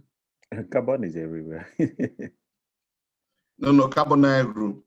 Carbon is everywhere, and the carbonyl group, because carbonyl group is also present all over amino acid. Mm-hmm. That's what makes it an amino acid anyway. The amino acid. So you must have specific things you're looking for. Maybe it's a special amino acid that has specific functional groups. Some have sulfur, sulfur, disulfur bridges, and the rest of them. You can look for that using this visualization tool. All right, cool. Stop it. Cool. All right, so let's go to residue. You can also select residue. Now, this is also very good and informative. In the science side, if you say residue, you said amino acid categories. There are various categories of amino acid based on their chemistry, physical chemical properties. So you have aliphatic, aromatic, some are hydrophobic, some are negatively charged, some are positively charged, some are polar, some are. So based on their physical chemical property, we can group the 20 amino acid into different groups. All right. So if I want to get an idea of how hydrophobic this system is, I can say, okay, select all. So I go to residue, amino acid category, select all hydrophobic amino acids. So you can see the proportion of it that have hydrophobic amino acid. If I move closer, most of it hydrophobic. Just this portion doesn't have some portion here. This is not hydrophobic, but you can see I can just conclusively say that a greater proportion of this protein system have hydrophobic amino acid. Let me clear that selection. Do another one. Select, let's say, polar amino acid. Anything that has polar group in it, it will select it. Residues that have that. But what is more informative for me? Okay, let me just clear the screen for that. What I think is more informative is if we go to residue, there's something called all non-standard. All non-standard, and there's standard amino acids. So the residues are your amino acid present in your protein. You have all non-standard, and under that you have the H2O, HOH, which is your H2 water. You have NAG, and you have zinc. So these are residues, or what I call not residues, they are elements or groups that are present in this amino acid, in this protein system. Now they are not amino acids, so they are categorized as non-standard groups. Standard amino acid groups are all here. So let's start with that one. Your standard amino acid groups are here from alanine all the way to valine. So you can select any one of them. Let's say we select alanine. So we know where all alanines are in this protein system.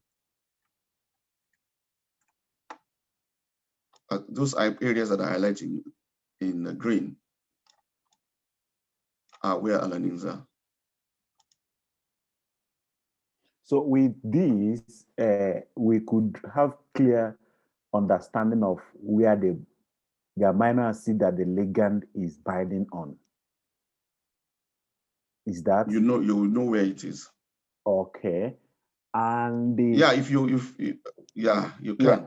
And in terms of maybe application, just when you mentioned the plasmepsin, so plasmepsin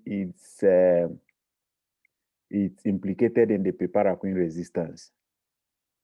Yeah. And due to gene duplication. So Yeah, so it means that if when it binds to aspartame or so, it gains activity, and there is a mutation at that particular site, and the amino acid got changed by non-synonymous mutation, then that means that the piperaquine might not be able to work any longer on that particular. So any longer. Yeah, and this may also inform on looking for other compounds that may be able to bring a good effect, maybe when used on the new amino acid. I'm just thinking of how this could also become a research question, and one could still play around it. And So once you have an hypothesis of any of the amino acid involved in any process that of your interest, you can locate where they are. Just by clicking on them, you'll see where they are. And so that's a very good way. And of course, like you said, you can begin to infer. If I'm able to compare this to another protein that is a mutated protein, I can actually see the distribution of each amino acid in the mutants and in the wild type. Yeah. Okay. So still on the residue, we've seen you can select and check all the standard amino acid. So if there are non-standard functional groups, let's start with the water. Let's do that. Residue, non-standard water. Okay. Can you see the water? You might have to zoom for you to see the water.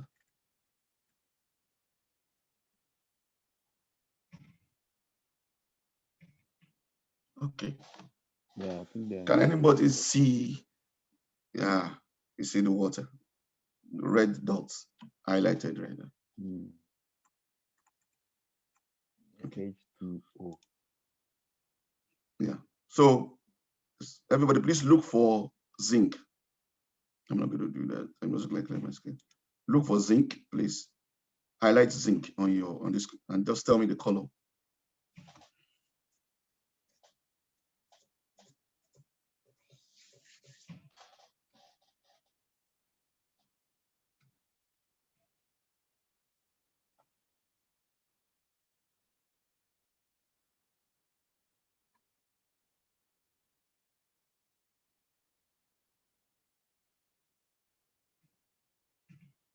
So you remember, you just go to select, residue, non-standard, and you highlight zinc. Okay, blue. Thank you. So let me find out zinc. There we go. So if you move closer, you'll see zinc right there.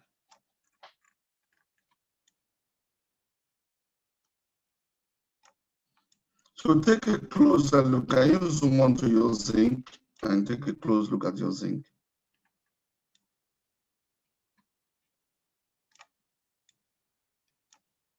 The zinc is bound to the protein.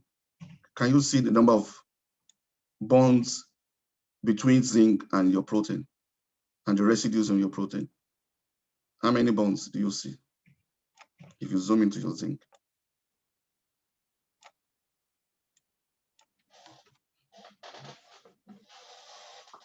So you remember you've highlighted it. It allows you to now see it. You can zoom in. And I just want you to tell me how many bonds, connections between your zinc and the protein.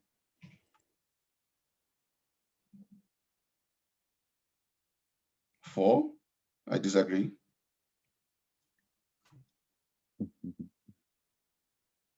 Any other person? Chikodili. Okay. Somebody said 2. I disagree. Your camera went off. Restart it. Somebody's announcing. Camera went off. Restart it. Okay.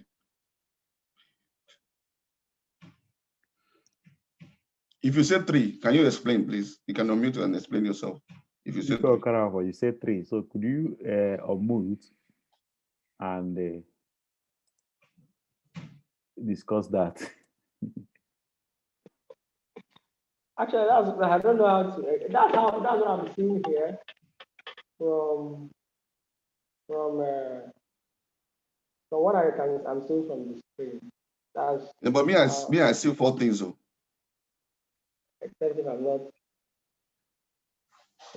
Even I agree with you. You are right, but I'm seeing 4 things. So there's some sort of explanation to why some people are saying it's 4 and it's not 3. Yeah. I think the fourth one is not so bound. So you take a close look at it. Yeah, Joy wants to say something. Okay, Joy, go ahead and explain. Yeah, please go ahead. The fourth one is not bound. Yes. It's just, I think it's just hanging. It's just hanging, Abby. Okay. Yeah, you're right, but it's not bound to the protein. It's bound to the water. Yeah. You can see the small red thing that we highlighted earlier. Yeah. You will see the small red. Yeah, so you're right, Chikodili. It's bound to the water molecule. So that's another thing that you need to be very careful with. So most of the time when we do docking, we are interested in the interaction between the ligand and the protein, not the water. Because if there's an interaction with the water, it's competing with the protein. It means that the water wants the ligand to itself. So it will be competing with that affinity. All right. So just before we get to tomorrow, just as a standard rule, we usually say you delete your water before you do your docking simulation. So you remove all the water molecules so that we don't have that competition. However, when we want to do the molecular dynamics to be more realistic, now we add water to it. And actually now see if water is present, because we know for reality, your protein does not exist in vacuum. It exists in a physiological fluid with water molecules in it. So if the water is present and you have told us that, oh, you have this wonderful drug that binds to your protein, it's like whatever unit, 90, let's just say for argument's sake, 90% bound affinity to this particular protein. But your docking was done in vacuum. But when we get into water, then the water is going to start competing with that ligand. Then molecular dynamics would actually tell us the real affinity that we're actually seeing. You know, so that's the whole essence of doing this. Oh, somebody want the ID? I think he's already tested. CysLZG. Okay, thank you for that. So we've seen that you can play around with that, select residue, non-standard. So let's select this NAG thing. I just want to show you something.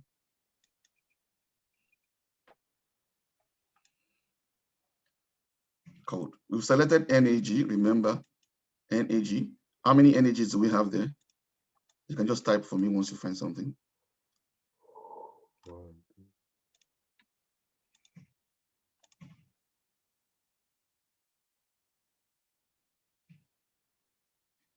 Four. Thank you. Thank you, Edith. Okay, there are 4 of them. All right. Good. Now I'm going to show you another way to identify, and this speaks to what Doc Moses was speaking about. So I want you to zoom into one of the NAGs. I'm going to zoom into one of them. I want to see, because your NAG is actually your, it's a sugar moiety. We saw it yesterday. I think I showed you yesterday. I can't remember. Okay, so it's a sugar. After your protein is expressed, for some protein, there's a next step called post-translational modification, in which case some glucose, some other things are added to that protein that are essential for its functionality. So this energy is added to this protein, ACE, to improve its functionality. So if you look at that, okay, I have another question, please. How many? You have 4 energies. How many are on chain A? How many are on chain B? So, yeah.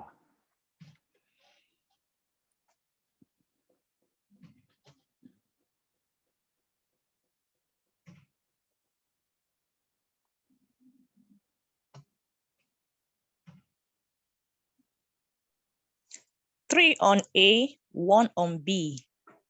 Thank you, ma. All right, that's very good. So you can see that, and your B is your, remember, your spike protein, and 3 is your ACE receptor that is in human. Okay, cool. So let's zoom into one of this energy, the one on in human, on the chain A. Okay, I believe chain A is the one. So I'm just going to confirm that that's chain A. Beautiful. So I'm going to select one of them.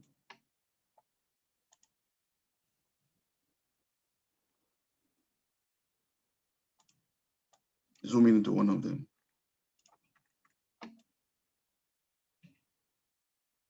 So now if you put your cursor on that, it will tell you the name of that group. So just do exactly what I'm doing. Just put your cursor in, don't click, don't do anything. Just drag it, just let it rest on it. Okay. Do you see NAG, a number, dots A, then it gives you the elements, and it also gives you a particular distance in Armstrong. Good. Okay. All right. So he's saying that, let me just interpret that to you. He's saying NAG, which is your sugar moiety, is in position 703 in this chain A, dot A means chain A. And there's a carbon to carbon connection between your sugar and the residue of your amino acid. And the distance between this carbon to carbon connection is 1.533 Armstrong. So it gives you the information about that connection. So the question now is that clear? So what I said, maybe I should repeat myself. So you're saying NAG, which is your sugar, is in position 703. It might be another position on yours. So if depending on which one you zoom on, I'm going to say that again. So the one I zoomed on, if I do that, you should be able to see something.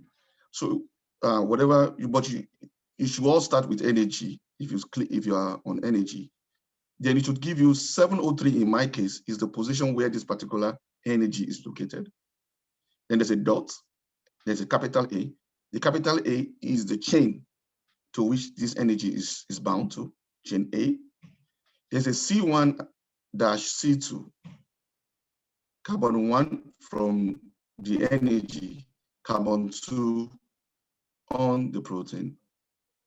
And the distance between 2 carbons is 1.533A. That is in my case. Okay, can you type what you see in your case? Anybody type what you see? If you're not seeing exactly what I saw, that means you are pointing to another energy, but I want you to type what you see. Once you put your hand on that energy that is highlighted, the one that you zoom in on.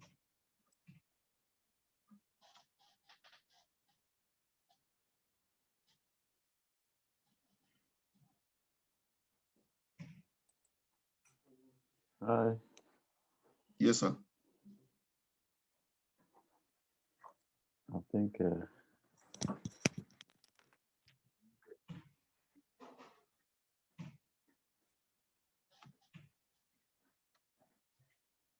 I just need for people to let me know.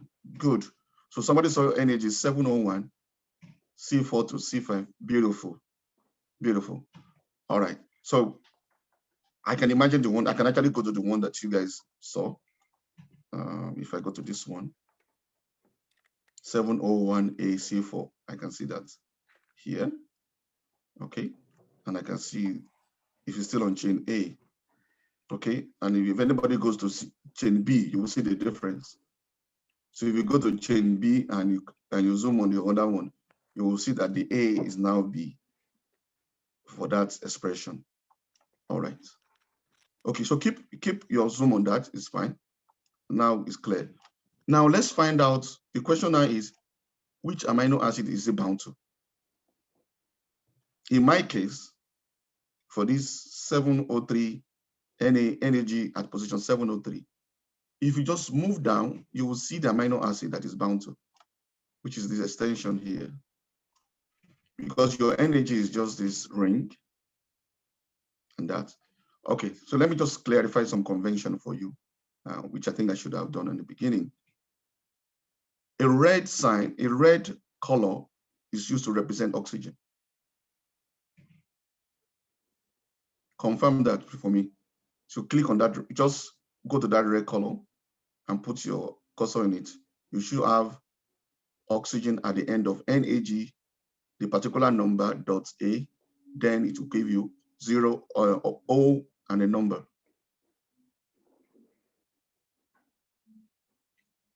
Okay. So anytime you see red, it represents oxygen. Oxygen in that position. Oxygen in that position. Oxygen in that position.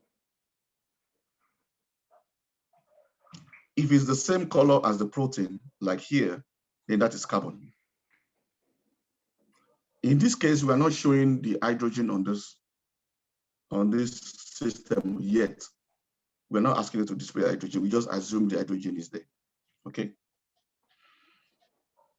So I'm just giving you some convention. Okay. Red is oxygen. Blue is. Please tell me what blue is, please. I'm talking to people that are new at this. Just move your cursor to the blue and tell me which element is blue. Hydrogen. Maybe nitrogen. Go. Thank you very much. So blue is nitrogen. In some cases, there will be sulfur. I think sulfur is yellow. So you can check out this convention. You can just type convention, color convention when visualizing elements. Okay, gives you a clear description of the colors. All right.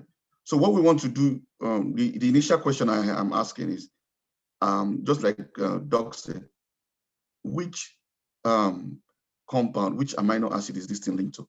So if I just put my cursor here, I can see it's linked to ASN. ASN is, what's ASN, Doc? Maybe it's asparagine or so. Asparagine, okay. Asparagine 322 on chain A. And it gives me the connection between the two and the distance. All right. So that gives you an idea that that particular residue is very important because it needs that residue to bind to that sugar moiety, which is important for this particular protein. So if anything mutates in this system, that part of the protein will not mutate. Or if it mutates at all, it must mutate to a similar residue that has the same chemistry as the one that is there before. Okay, those are the kind of questions. I'm just looking at the kind of questions you might ask when you're looking at this kind of visualization. Okay, so I know this is a sugar moiety that was added after the protein was expressed in the post-translational modification, and it requires that this be here. For those that do expression systems, you know that means you need to, if you look at your building your, what do you call it, this thing? When you build your chain, before you put it on the express system, you might want to be sure that that particular amino acid is accounted for in the codon that you made. Okay, so yeah, just to clarify those kind of questions, that should be fine. Okay, I think I want to move away from select residues. Select structures is also important. You can select the backbone. The backbone basically means the long chain of polypeptide that's folded into that 3D structure. So if you select the backbone, you're actually selecting everything. Select ligands. So if you say structure, select ligand, it will highlight the sugars again. because the sugars are not part of the protein. They're actually ligands that are bound to the protein. But the bond between this ligand and this protein, you notice it's not hydrogen bond. It's actually a covalent bond between the two of them. Okay.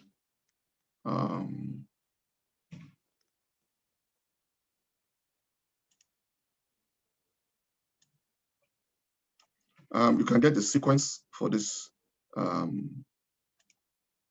protein, but that's not the easiest way to get the sequence. I will show you.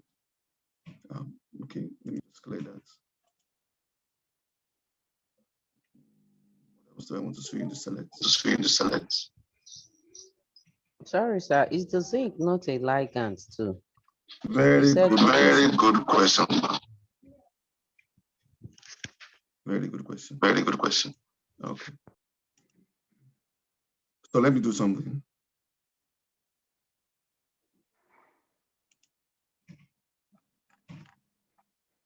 Oh, it's not here.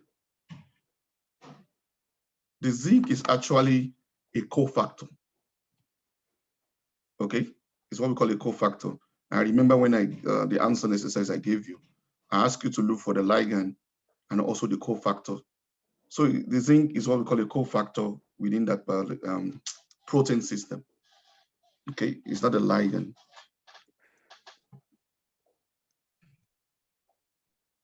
So I'm looking at, I'm saying to see if there's cofactor in the selection.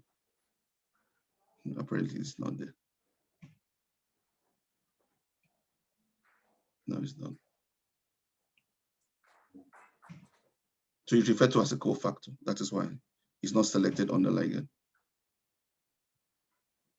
Okay.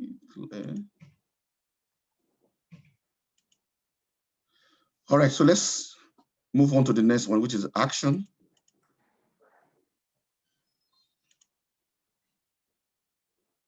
So action allows you to, if you look at the things that is to change the presentation of the structure. You can allow the atoms and the bonds to show. Now, what you have here is called the ribbon structure for this protein. Okay, basically the ribbon structure where you see the beta sheet,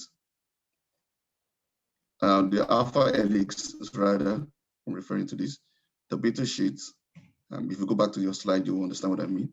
And coils. Okay, so this is called the ribbon structure. So there are various presentations or representations that is possible for your protein. So you have ribbon, you have surface. You can actually use it as a surface. Some other visualization allows you to represent it in some other forms. Yeah, but we're gonna look at these three quickly. Atoms means that it will show you the details of the atoms of the structure of each residue. Okay, so let's do that. We're gonna go to, for you to execute any action, you need to select the part of the protein where you want the action to take place. So I'll repeat that. For you to execute any action, you need to select the part of the protein. So if I want to see the residue, the atoms and the full details of the atoms in chain B. Okay, so I select chain B, then I go to actions, then I say atoms and bond, and I say show. So it's going to show that, you just clear that so you can see detail. See what has happened is that it's showing me the details of the residue. The figure is a bit more busy. Okay.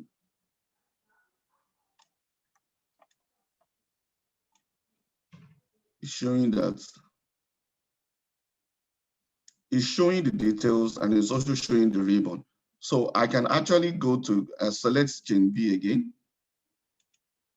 And I say, I just want to see the details of the atoms. I don't want to see the ribbon. So I go to ribbon. Because it's already showing ribbon, I can say hide the ribbon.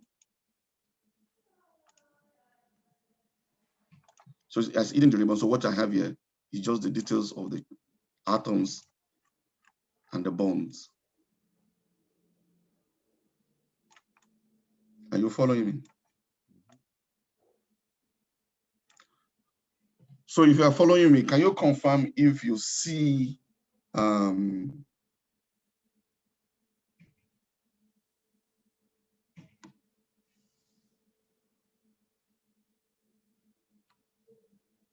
you see a residue with the yellow elements there in chain B?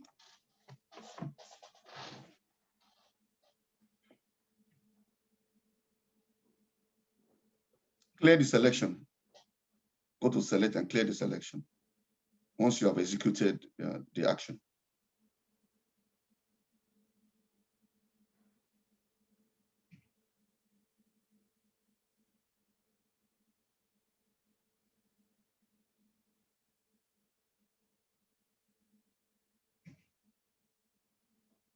Okay. Can you point to that yellow thing and tell me the name of the residue, please? If you see that yellow, what's the name of that residue?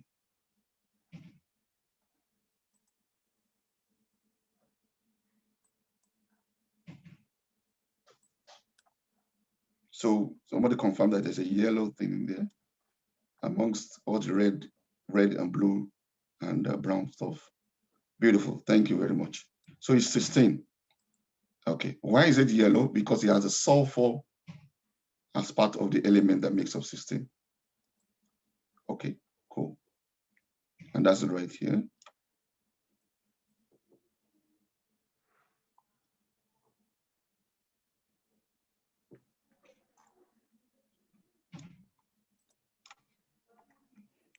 Okay. I want you to revert this back to the initial structure. Okay, so revert chain B back to where we started from. So what will I do? I will say select.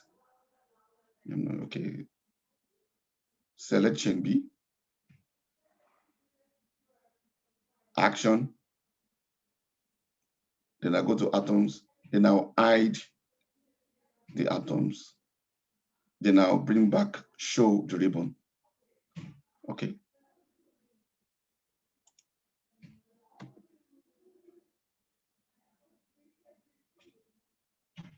I want to know if anybody has succeeded in bringing it back to the initial structure where we started from.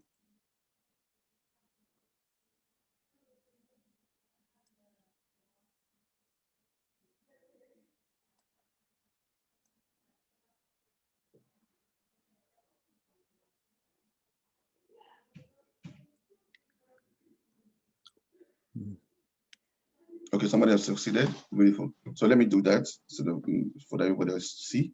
So I'll select the chain that we change the representation, which is chain B. Beautiful. Thank you. Then I'll go to action. Whatever way I choose is fine.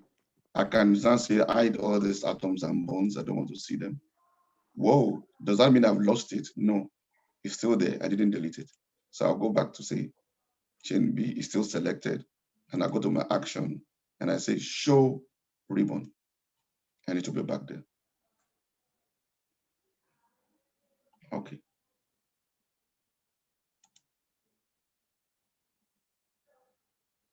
So you can do the same for chain A. So let me clear the selection. Let's do this process for chain A. And we'll bring it back again just to practice that. Okay, so let's do that. You can do that. I'll just do it quickly. Also, you can do it on your side. I'm going to select A. I want all the details of the atoms and bonds to show. Then I'm going to hide the ribbon structure for chain A so I can properly see the atoms. I hide that. Then I clear the green thingy, clear selection. So I looked at that. The specific, I'm looking for cysteine. Do I have some, the residues cysteine here? I see them there. Okay, fine. Any other thing that I want to look for? Does anybody have a question? Sorry. Okay. No, they are confirming what you're doing. Okay, cool. So once once that is done, and I want to go back, I need to go back and select it again. Go to my action. Show me the ribbon now. I want the ribbon restored. And I want you to hide the details of the atoms and bond. Then I clear selection.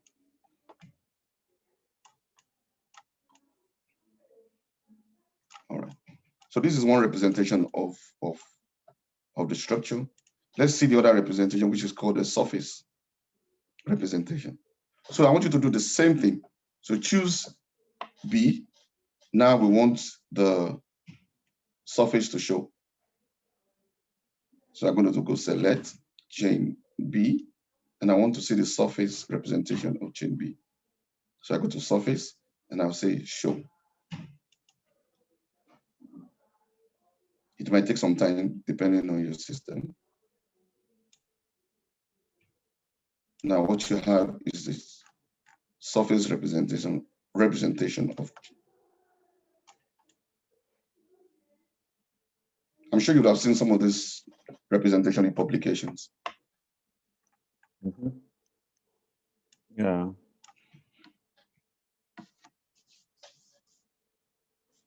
Mm.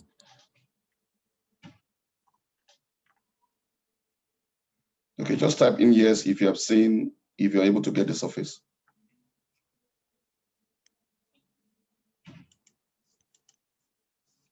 Good. If you're not following, please let us know so that we don't lose you. You can always review though. Yeah. Good number are following. I think it's not a rocket science. Okay, good. So let's just do something to this chain A. Also, if you are still chain B rather, let's still select chain B. Now it's possible if you go back, if you select chain B and go back to your action and surface, there's something called solid, mesh, and dot. You will see the solid, mesh, and dot. Okay. Now the current representation you are seeing is the solid surface. It can also be mesh. So if I click on mesh, so the surface is represented by this kind of mesh structure. And if I go back and I say do it dot, the surface can also be represented by these dots.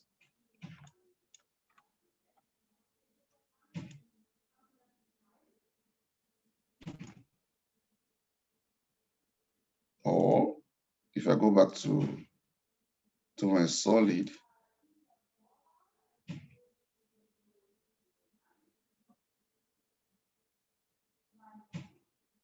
okay, so I don't know where these people are.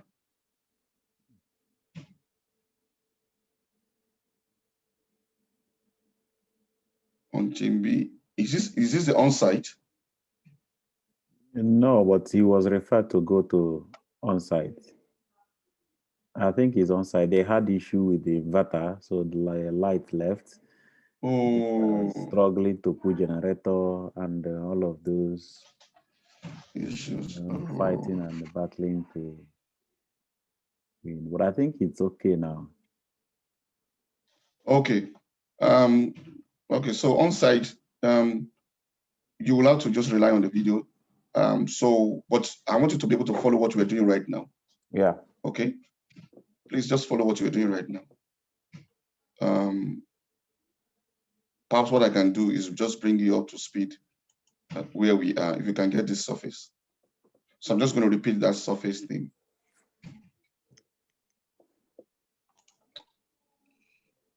Okay, I'm going to repeat the surface stuff we just did. Okay, so what we just basically did to get the surface is to select the chain, either A or B, the one that you want to represent the surface. In this case, we did B, and you go to action, surface, and you tell it to show surface. That's how we got here. Okay. So another thing that we can do is that we can play around with that surface. That's what we said. If you go to the surface, it can either be solid, which is what we are saying right now, it can be mesh, and it can also be dot. So you see the dot representing the surface around the ribbon structure. Now, this visualization are good, especially when you're trying to make publication figures and trying to show some things to the readers. Mm-hmm. Another thing you can also do is the surface. If you go back to surface solid, and you say surface solid, surface again, there's something at the end called transparency. I'll do that again. Transparency, yeah. So you can adjust the transparency. 100% transparent means that the solid will not show, surface will not show again. Okay. So if I say 70% transparency, for example, you can see what happened. So I can see the surface, but I can also see the ribbon under. Now, why this is important is that sometimes you want to see the grooves on the protein because the surface representation is actually the most realistic representation of your protein. Okay, and you might want to see, sometimes we don't actually know the binding site or active site or allosteric site for proteins. But if we can look at the surface and see the grooves, and one of the biggest grooves is assumed to be the binding site sometimes, depending on the protein you're working on. You know, so the surface allows you to see that. The surface representation allows you to see some of the unique features of your protein. Okay, so you can overlay the surface over the ribbon by using that transparency, button. The higher the transparency, the brighter it is, and the more the surface begins to disappear. All right, cool. So that should be clear. Do you have any question with that? Or anybody lost? So we can move on to the color.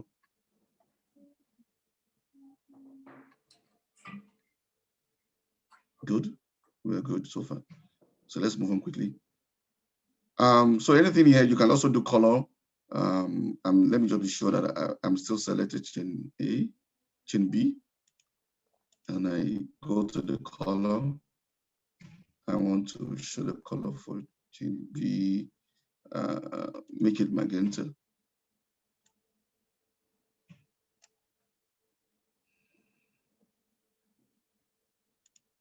You can choose any color you like, and I'm going to select chain A. I'm going to create another surface on chain A, just like I did for that. So I say show surface. Then I'll give it transparency.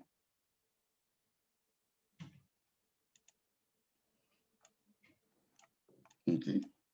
Then I'll select chain A again, then give it a color.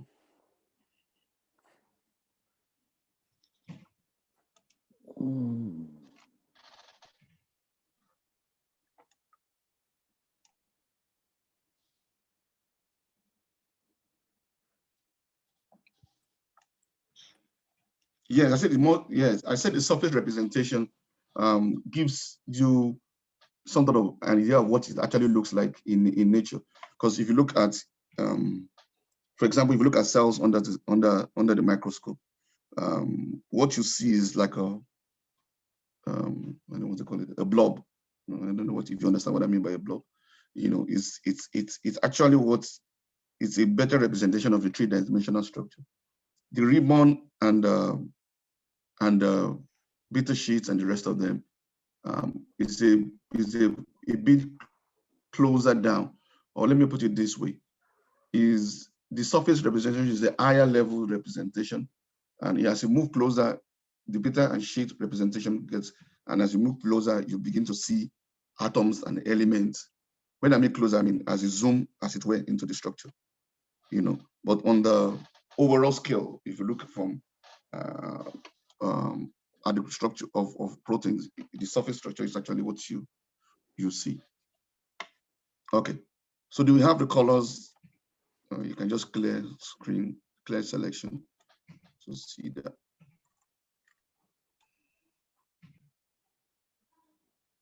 All right, so I need to move on quickly.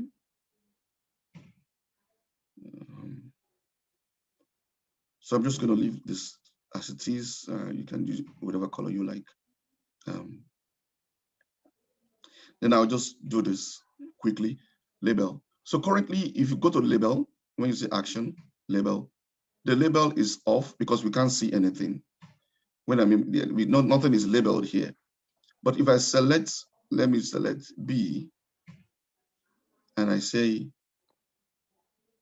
show me a label. There are a couple of options for your label. You might want to label it by name, by elements, by ADTM type. I'm not particularly crazy about this, but I can label it by residue. This is more important for me. And I say, show me a one code represented label, or sometimes you might use a code and the number, or you want to put a name. Okay, a code. Each amino acid has a code. So if you can check on Google, you'll see they have specific code for each to represent each amino acid. But let me just say residue name. Yeah, it's not so nice to look at sometimes. So what it does is that it has gone to name every residue that you have in that protein. So you have your ARG, arginine, valine, leucine, it had a label to everything. You can use this to explore your binding site. Yeah, so you have that's a binding the point, site, and you move close to that binding, zoom to that binding site. You can see the residues in that binding site. Allows you to know the label them, and for purposes of publication also, you can zoom into your binding site and see. So you can either use the name label or use one letter code. One letter code, is less cumbersome, but you might have to provide a legend for the one letter code so that they will know what you're talking about, depending on who's reviewing the paper. Okay. So it tells you where,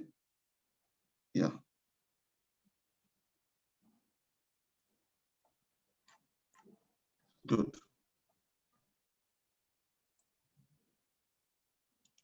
I think labeling, I've done with labeling. Residue labeling is very,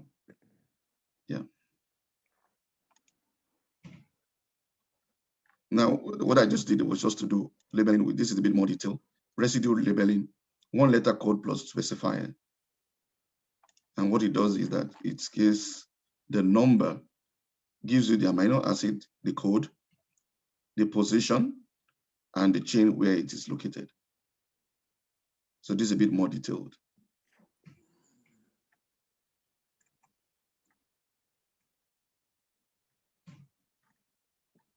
Okay. So can we get confirmation that people are still following up to this point? Yeah. It's still good. I think. Yes, we didn't get the label.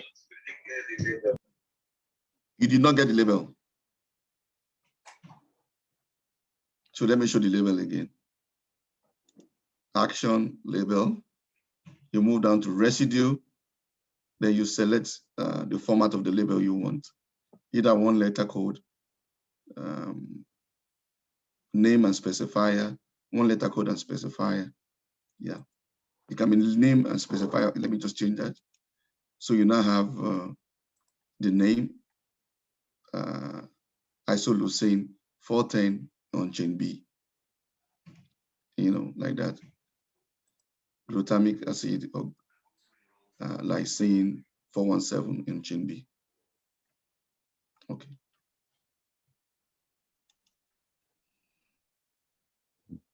All right. Good. So I'm going to leave. I'm done with selection, done with action. I'm just going to move quickly because I want to get to tools very quickly before go.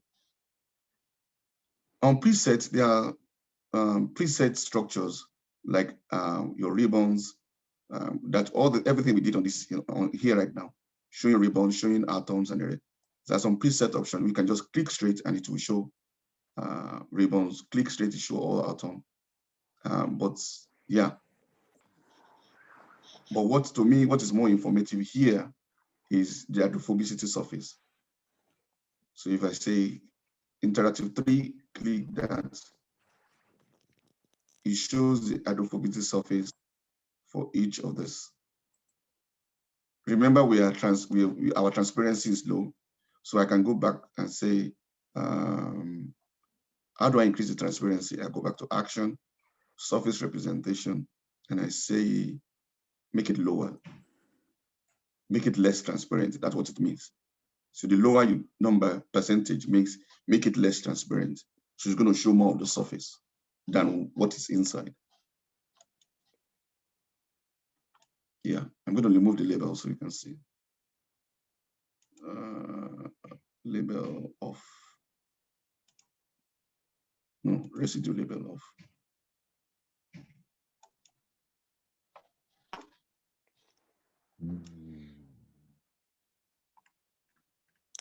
So this is the hydrophobicity surface of this. If I remember correctly, of course, Camera has a very good online tutorial and book manual. All right. I think the blue represents what do you call it now? Hydrophilic area, and the white is in between, and the red are more hydrophobic. So it gives you the distribution on the surface of the protein in terms of this. So if, for example, this is my binding pocket, this groove here that I'm showing is my binding pocket, just an assumption. And I look into that binding pocket, I can see the distribution here. This is a bit more hydrophobic. So if I'm designing a ligand for this, I need to design a ligand that is a bit more hydrophobic also. Hydrophobic means a bit, what's the word I'm looking for? Not loving water. Not loving water. Not loving water. Yeah. What I mean? Yeah. Hydrophilic would like water. Okay. So I'm looking for compound that, will be hydrophobic and can interact. It's like if you pour oil and oil, they will mix. It seems to be, yeah. That seems to be the line of thinking around this. Okay.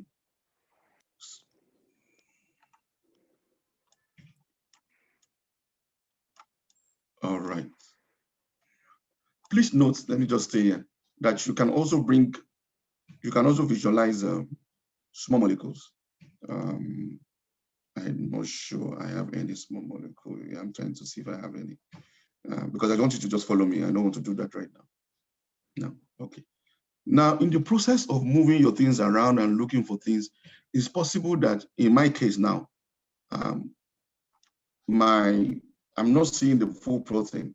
Some of it is out of view, okay? I can do two things. I can bring it back into position by clicking that center thing and drag it into position. The other thing you can do is if you go back to action, you can just say focus. After the label, say focus.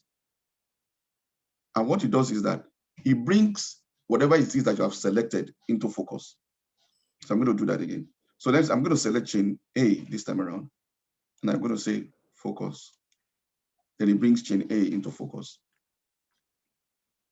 So instead of struggling with trying to bring it to the position, if that's what you want to see, just select it and say focus, and it will bring it into focus.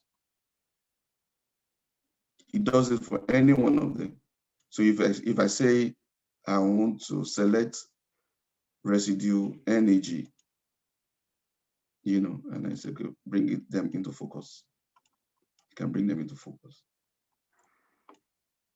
Okay, so but I was at preset hydrophobicity surface. So you can do, for some system, depending on how fast your system, it might take some time, but eventually it will show the surface.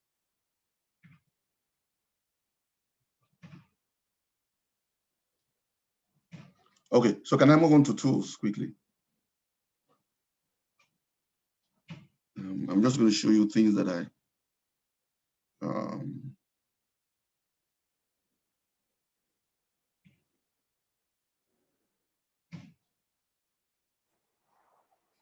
okay. Before we leave this place, because I want to show you structure, alignment, and the rest of them. I need you to save. Can you save this structure? So I'm just going to show you how to save publication. How will I call it now? Quality publication structures or models or whatever. So if you're still at preset, you will see a series of publication 1, 2, 3, 4, 5, and allows you to change the light, or what we call it, the shading around your figure. Okay, so if I say publication 1, it might change. Okay, let me select. First, what I want to do is for you to appreciate this. Okay, my system is hanging now. It's going to shut down.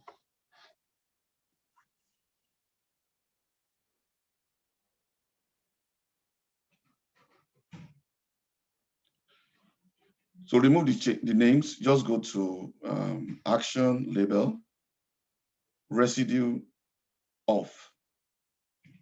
Action label, actions label, residue, then off.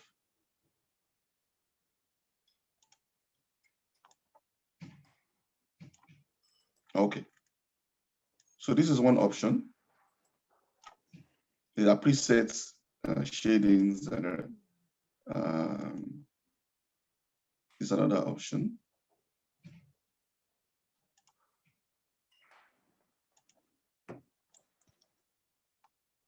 So it's just trying to change the light around the ribbon. So these are various options, and it's giving a light background. Of course, you can't publish with a black background. It must be white. It should be. It doesn't have to be must. Okay, cool. But you can adjust that yourself if you want to. If you're not happy with any of these presets, you can adjust the thing yourself. Okay. I'll show you view control. So you go to tools, view control. You can say effect. You can change the effect around the light around your scene. How you want the light to look like, the brightness, the contrast. Yeah, you can change that. You can change the level of shine around it. Yeah, so you can, if you don't like what you see, you can do any of that. You can change the light, the way the light hits your model. Yeah.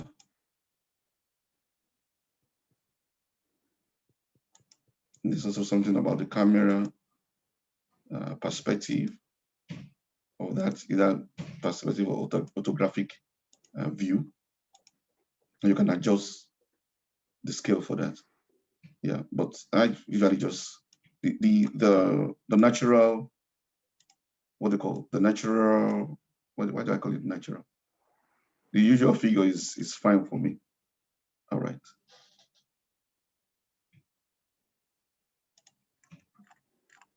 All right, so finally, I just want to show you, because I want to do something with structure comparison, and we'll need to get out of this space. Save image. If you want to save this image, go to save image. Browse to where you want to save it, enter the name of the image. You want to save image test. The format is shown here. EPS, JPEG, .ps, PostScript, PNG, TIFF, TIFFAST. So you can choose whatever the publication requires for you to do. And you can improve the resolution by increasing the image width and the image height. So it does this by actually keeping the aspect ratio constant, fixed. So if I say I want a very high resolution image, change the width to 8,000. It automatically changes the height. So it keeps the resolution. Okay, so basically what it means is that the bigger you make the dimension here, the better the resolution of your image. It means that because it's going to give you a small image that has very good resolution. So if it is blown up in the publication, you won't have pixels in that image. Okay, so keep the resolution very good. Okay, and you can also select transparent background as an option. Then you can save the image. If you don't want the aspect ratio, if you want to change the size yourself, maybe they ask you for a specific size, so you can just click, don't maintain aspect ratio. Then you give the size that you want. So I'll say that again. Save. I'll do that again quickly. Save image. You choose the format. Then you enter the name here. You can change the size of the width and the height. If you maintain current aspect ratio, as you change one, it changes the other because it keeps the aspect ratio. If you have specific dimensions you want, you just click on that. Then you can give specific width and height. And I said you can either have transparent background, then you can go ahead and save. All right, cool. I want to go to the last aspect of this quickly before I wrap up this session.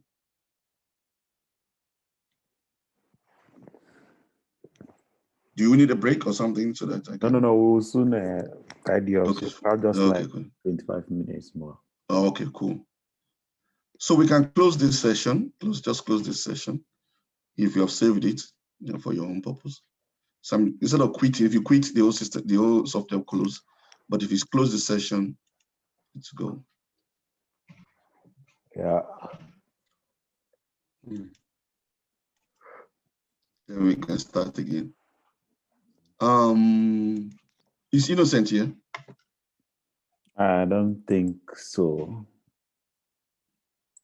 Okay, I can't remember his. I'm trying to remember the code of the protein. Or because I want to align. Yeah, IJ2J. I'm not sure. Okay, let me check.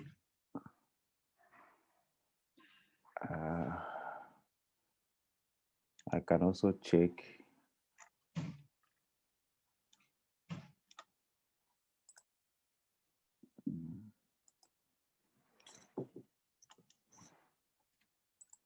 That's DHFR. FR. Yeah.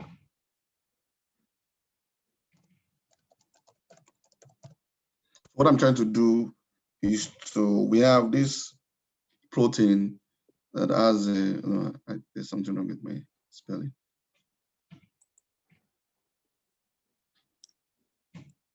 This protein that has been in malaria that's developed, that has mutated and led to resistance to a particular drug. Mm-hmm. So what I want us to do. Okay, yeah. So I have the protein now.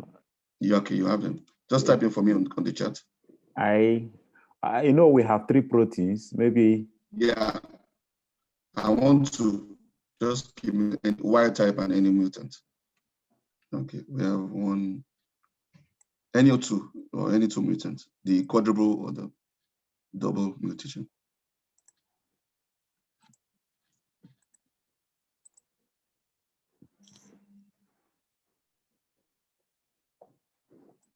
Good, thank you.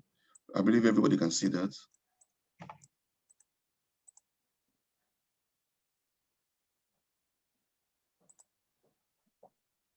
So we're going to import 2 proteins right now. So my hypothesis for this visualization is that, okay, my internet is becoming stable. Okay, thank you, sir. The hypothesis here is that we have these two mutants, or what they call it, one wild type and a mutant of a particular protein. And we want to visualize it and see if there's any structural difference caused by that mutation in this protein. Okay, just by visualizing it, do we see anything different between these two proteins? So I want you to go to, we're going to fetch these two proteins from PDB. So we go back to fetch by ID, click on PDB, we write 3UM8, that's the first one, and I fetch that.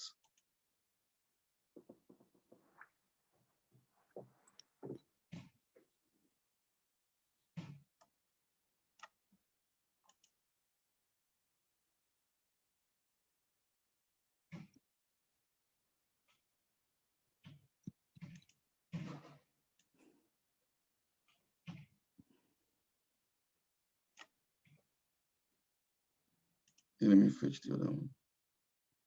So I have first one, let me fetch the other one. 1J, 3J. Am I right? 1J, 3J.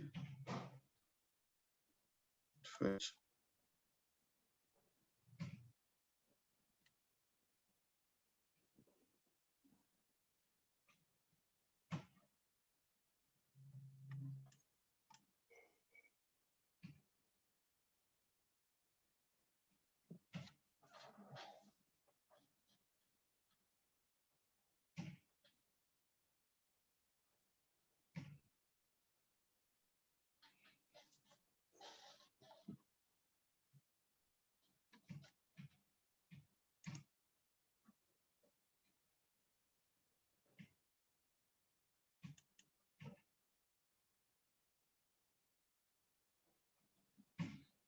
All right.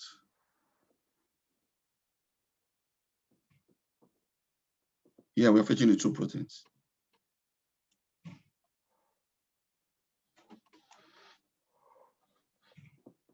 Okay.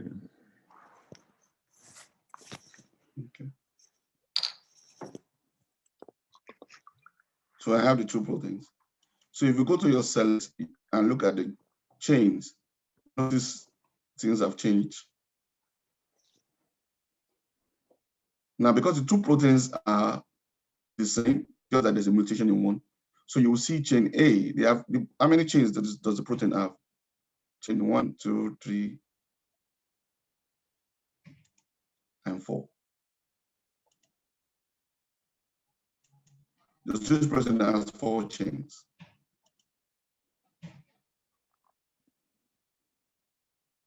Okay. Okay. So this is what I want us to do. They are already superimposed because they came in superimposed because they are more or less the same chain. So they have the same coordinates. That's why they are superimposed. So what we want to actually do is to actually ask the computer to, the visualization to superimpose them. So to make it easier, because they're a very big chain, I want us to look at one chain, not the rest of the chain. So delete chain B, C, and D. Delete them. So you basically say chain B so you'll see that if you go to chain B, you will ask you which one of the models. Is it 1J, 3J, or this one? Okay. Delete it for all of them, for both of them rather. Chain B, C, and D, delete for both proteins. Delete chain B, C, and D for both proteins. So I'm going to do that. So when I select, I go to action, then I go to atoms and bonds, then I select delete.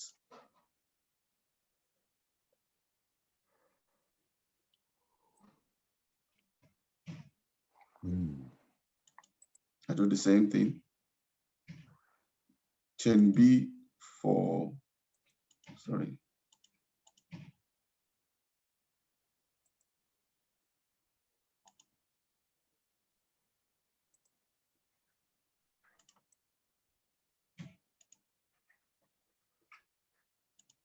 So I'm doing chain C now.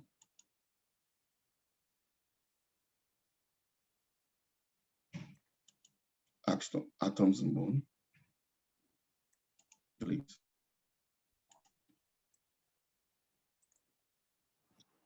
Chain D.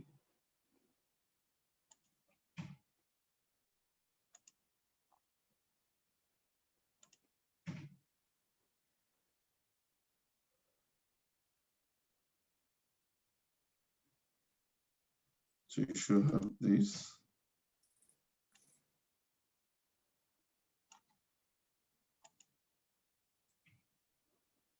And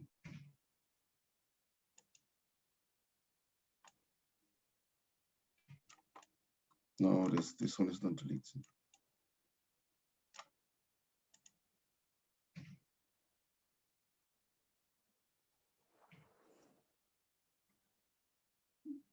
You missed a step here.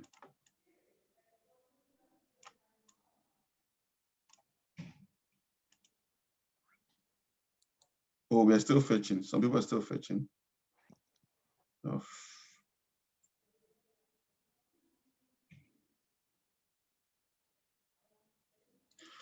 Okay, so I'll wait for you.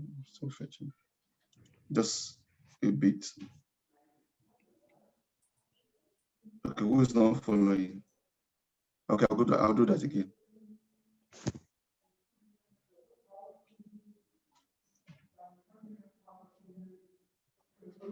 You know what? Let me.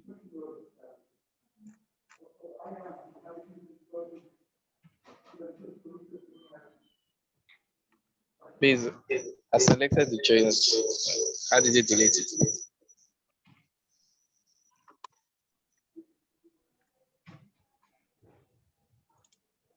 Now we're just trying to change my mind now to go to a simpler protein. Because this is, but just for argument's sake, you can, once you select the change, you go to atoms and actions, atoms and bonds, then you delete it at the bottom.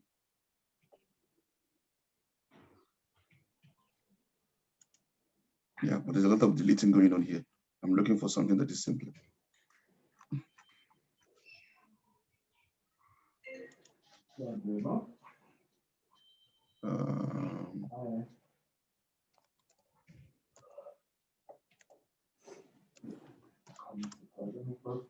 Ich komme sofort runter. Ja, schick's ihn ganz nach unten und ich komme dann dazu. Danke. Ciao, ciao.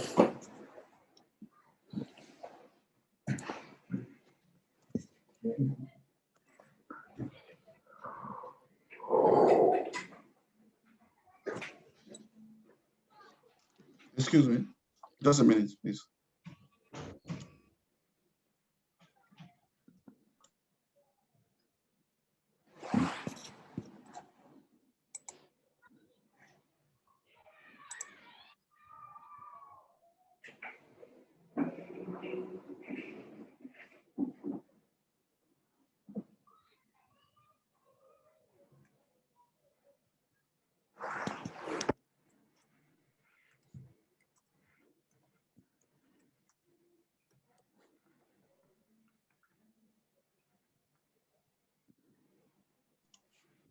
Okay, sorry about that.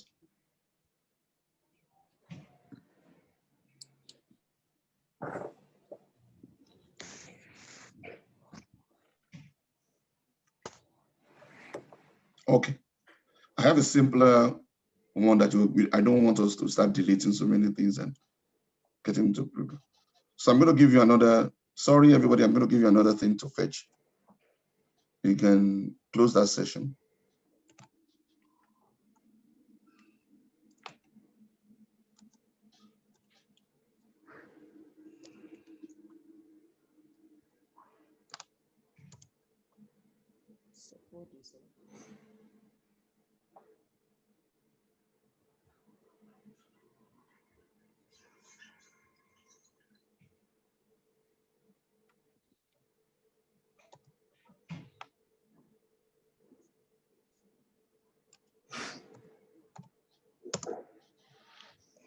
So I just changed that. So I'm going to close this session. So we're doing this fetching again. Let's do that quickly. So I have 5D7D. Fetch that. 5D7D. 5D7D. 4D rather. 4D7D. That's the first one. Fetch that one. Beautiful. Then we have the second one.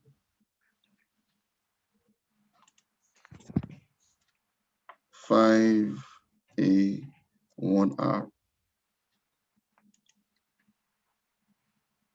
Yes, fetch to 2, please.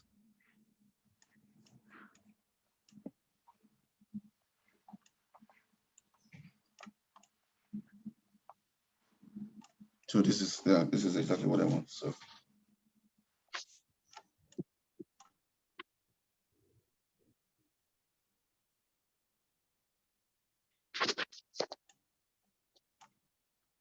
you should have 2 proteins. They're technically the same thing. CYP3 cytochrome P450, 3 or 4 in humans.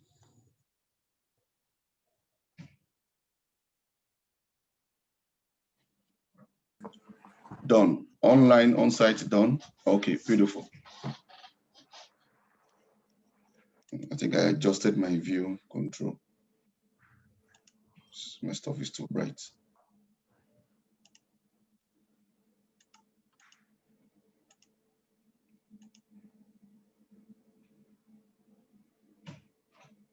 Whatever, it's fine. Okay. Now, yeah. So this is what I want us to do quickly.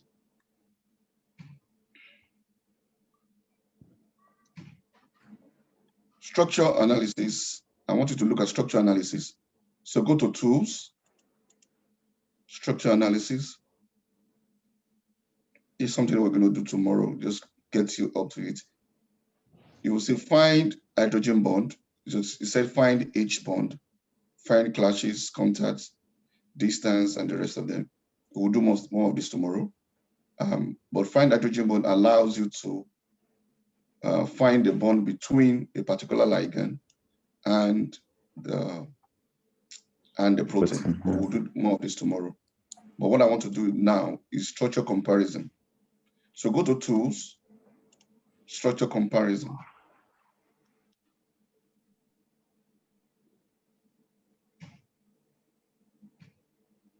Then you go to match and align.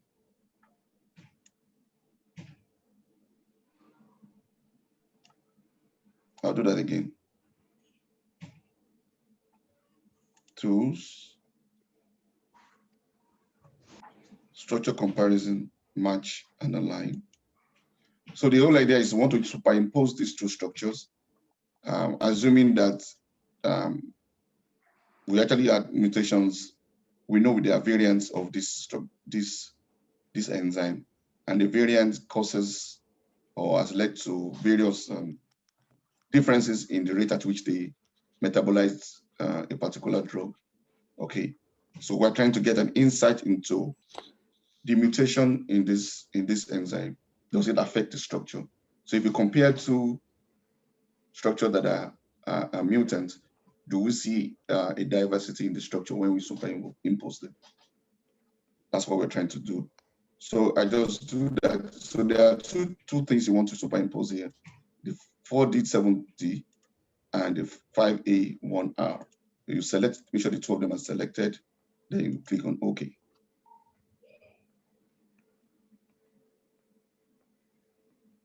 Okay, no residue with cutoff distance. I'll do that again.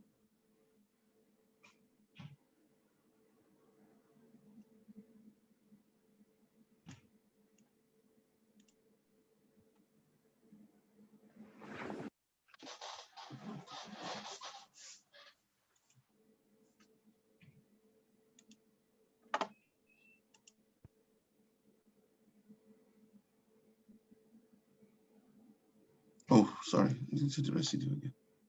Okay, I'm just going to choose the residue at the end here. I'll explain what I'll do now in the next few minutes.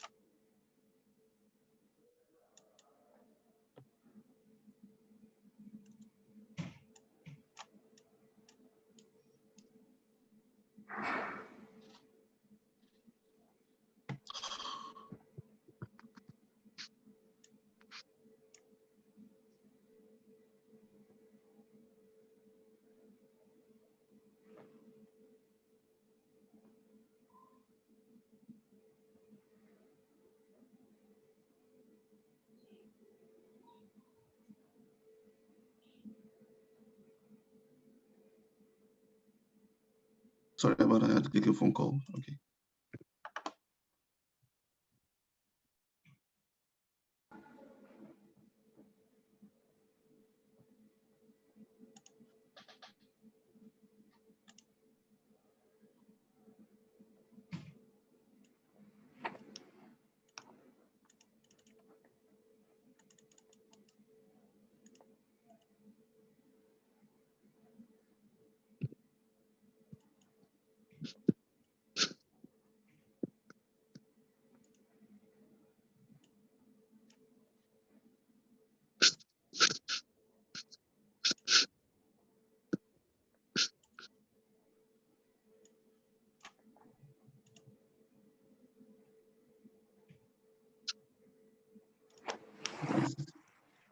Problems.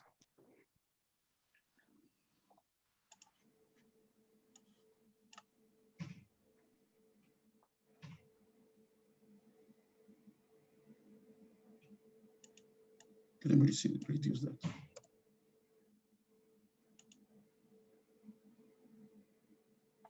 Still don't have any issues with that.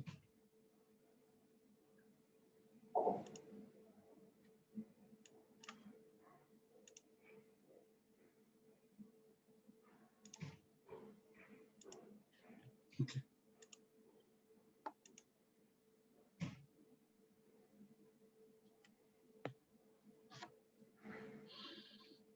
Okay, cool. So I'm back. So just we're going to do that again. So I want you to select tools, structure comparison.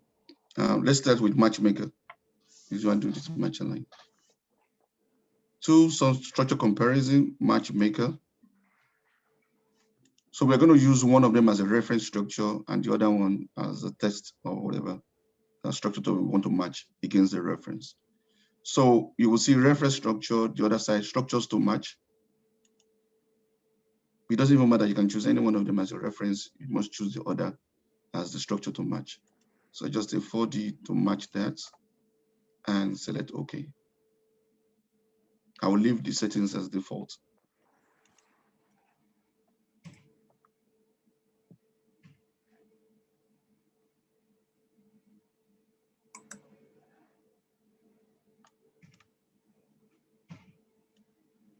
Okay. Okay, so when did this test come in?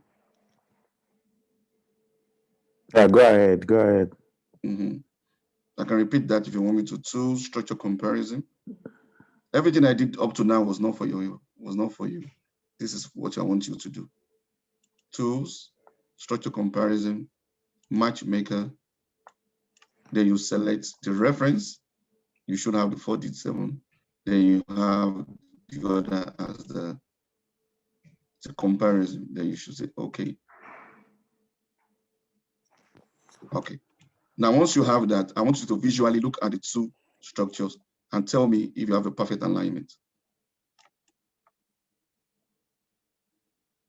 Okay. So look at the structure visually, just move it around and see if all part of this structure is aligned. So one is labeled, you can change the color if you want, if it's not clear to you. So I can say, select 4D, and I want that to look color like maybe red, and color the other one 5 arcs, and color it that, and clear the selection.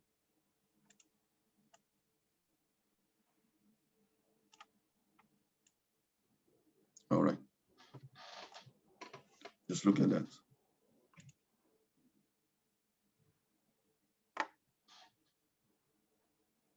Who is not following again? Do you have the two structures? Confirm that you have the two structures aligned. If you have the two structures, do you have them aligned or do you have them separate? Do you have the two structures? Did you fetch the two structures? The first is to fetch these two structures, and you have the two structures fetched. Okay. Some people have it aligned. I'm going to do that again. Once you have the two structures fetched, you know the name of the two structures. You know the hand. So you go to tools for those that are still saying they're lost. Tools, structure comparison. matchmaker, then you will see on the reference side, and there's a structure to match side. You choose one of them as the reference, you choose the other one as the structure to match, then you click OK. Then it should align the structures for you. And what I want you to now look at is, if you look at both structures, are they perfectly aligned? You can color them if it's not clear from what you are saying. So to color, to color, you just go to select one of them and go to action to put the color that you want. All right. If you are done with that, that would be perfect. So what I just want to get from you is that looking at that aligned structure, are they the same?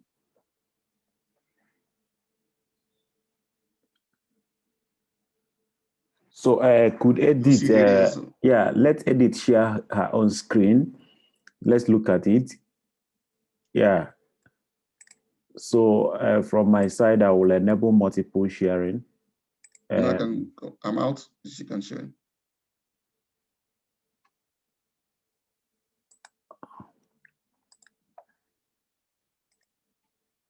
Yeah. Edith, can you share your screen? Let's see the perfectly aligned stuff.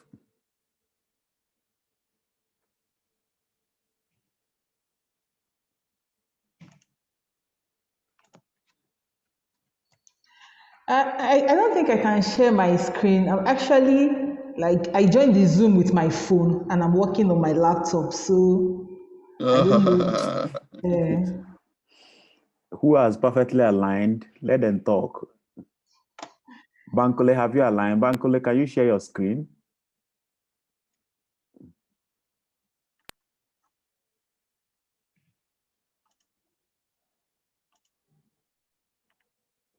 Try. So it's now in multiple, yeah.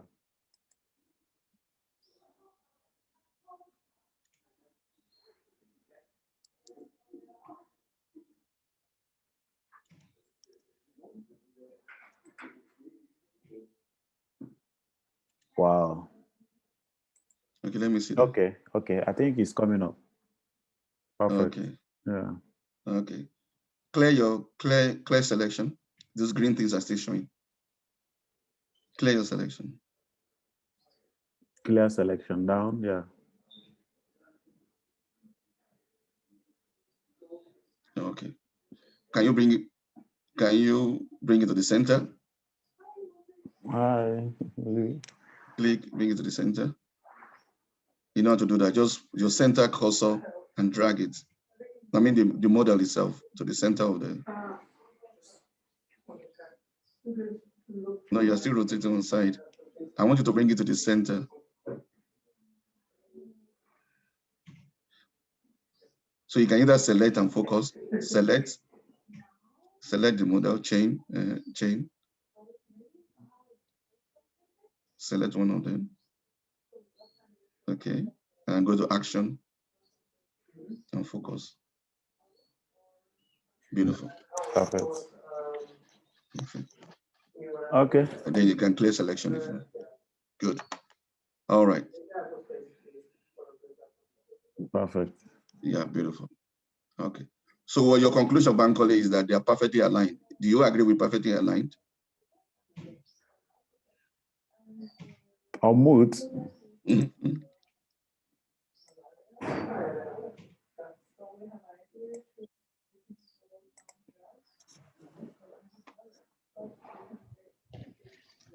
I check very well. Because I can see in my own view, and I said, I think somebody just said, Akechi Kodili said not perfectly aligned. I cannot say that it's perfectly aligned. Okay, like point to a couple of places that you think there's a disalignment, or you can focus on those places. Okay. Yes, somewhere around this area. Okay. Good alignment here. Okay. Yes, and probably if I'm able to, I can see very well. Yeah. All right. Okay. All right. So, so I'm going to just use that as a task for today, hands-on exercise for today. Okay. And I want you to do a bit more before tomorrow. So I want you to get 2 proteins.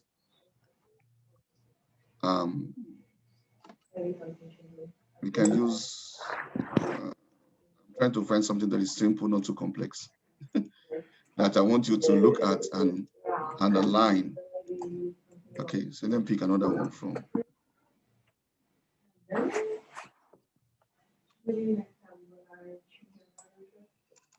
That you can easily align.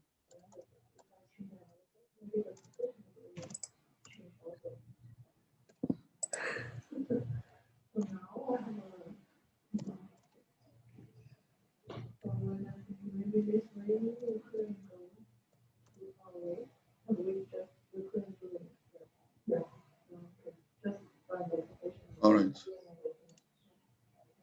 So I'm going to type 2 things on the. So I will explain that now. The question, I will explain the question now. 5T, FT.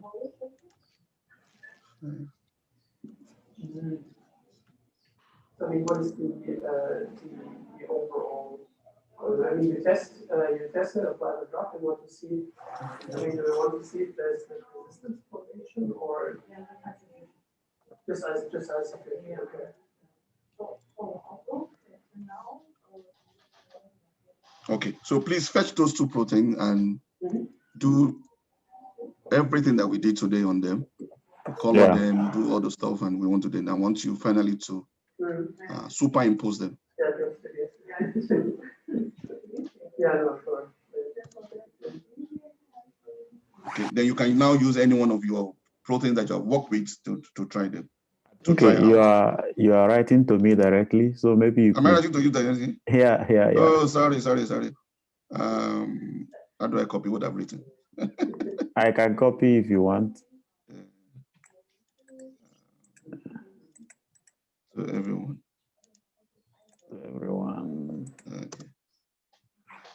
Okay, he's already there. Yeah. Okay. So I have a question here that just answer and go. So they are not. So even if they are the same, like you just rightly said, what I use as an example here is 2 proteins with 2 different IDs. Okay. So a group resolved the structure and told us that this is the structure of this compound, of this protein. Another group resolved the structure and told us this is the structure of this protein, and they deposited in PDB. Now, the slight difference you see is due to the fact that, to the experimental error between the 2 research groups. Okay, so one will say it is at position X, Y, Z. Another person said the amino acid is at position X, Y, S1, X2, or Z1, Y1. Okay, so that slight change, slight differences you see there are due to experimental error. Okay, ideally, if I had the time, I would have showed you proteins that are actually mutated, and we can now superimpose them and see what they look like. You can actually do that yourself if you want to. There's a way you can actually mutate proteins, and now try to superimpose them. But if that is the focus of your research, we can talk beyond this platform. Okay, is that okay? Thank you, sir. Appreciate it. Okay. Yeah. I don't know if they all got the assignment. Yeah. Maybe you could confirm if you got the assignment, or we could make it a Microsoft. I think, Doc, we could make just share a Microsoft document with me, then I can circulate to them. Hello, Doc. You can unmute yourself, Doc. Do you want me to write it out? Yeah, I want, in a Word document, then I can circulate to them because some say that they didn't get what you said. No, okay. James said no, I don't know. So we make it a Word, then I can send to their emails. No, you can copy from here. Okay, you can send it here, then I copy.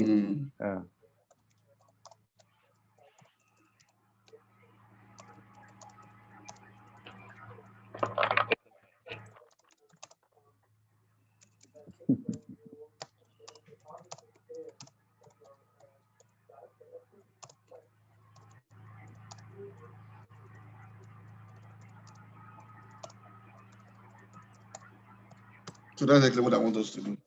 So I want you to just fetch the 2 proteins, then do exactly what we did, to each of the proteins. We want you to color them, change the structure, view the atoms, view the ribbon, make it a solid, and all the stuff. Then eventually I want you to be able to superimpose them. Okay, so finally, is there any anything to, after superimposition, is there anything that will indicate if this is 100%, just as we could have 100%? So tomorrow, I don't want to talk about that. Tomorrow we'll talk about RMSD. Okay. Okay, perfect. Talk about RMSD. So there's a value for you to actually know. Yeah, okay. Yeah, I was just thinking because someone may not see well, someone may see well. Yeah. Yeah, so thank you for today, Doc, and the participants. So 19 persons continued through now.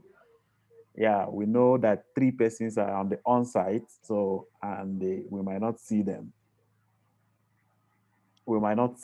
I mean, in the chat post here, but they are all together there.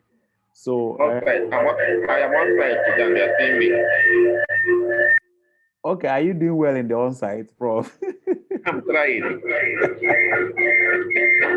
Okay, that's fine. And Vincent is there. I hope Vincent is helping. Yeah, okay. So with this, we want to come to the end of the training today. And I'm so glad that we went on. Hopefully, when we stop, the recording shall be sent to me as the host. So I will also see a way to make the recording, maybe YouTube again today, then send the link of the YouTube. Then you can go through again what we did today and do your assignment. Then we can start from there from tomorrow. So I think it's a good day already. So if you agree, we should stop now. You let us know in the chat box that we are good to go. Ready to go. We are good to go. Okay, let me just answer a few questions. So the alignment is to compare the similarity between 2 proteins to 3 dimensions of the protein. Okay, that's the alignment.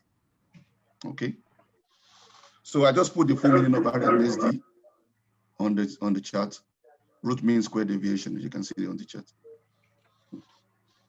Thank you so much. God bless you. Okay, so thank you all, and the permission to end it now, and the grace of God be with all of you. Amen.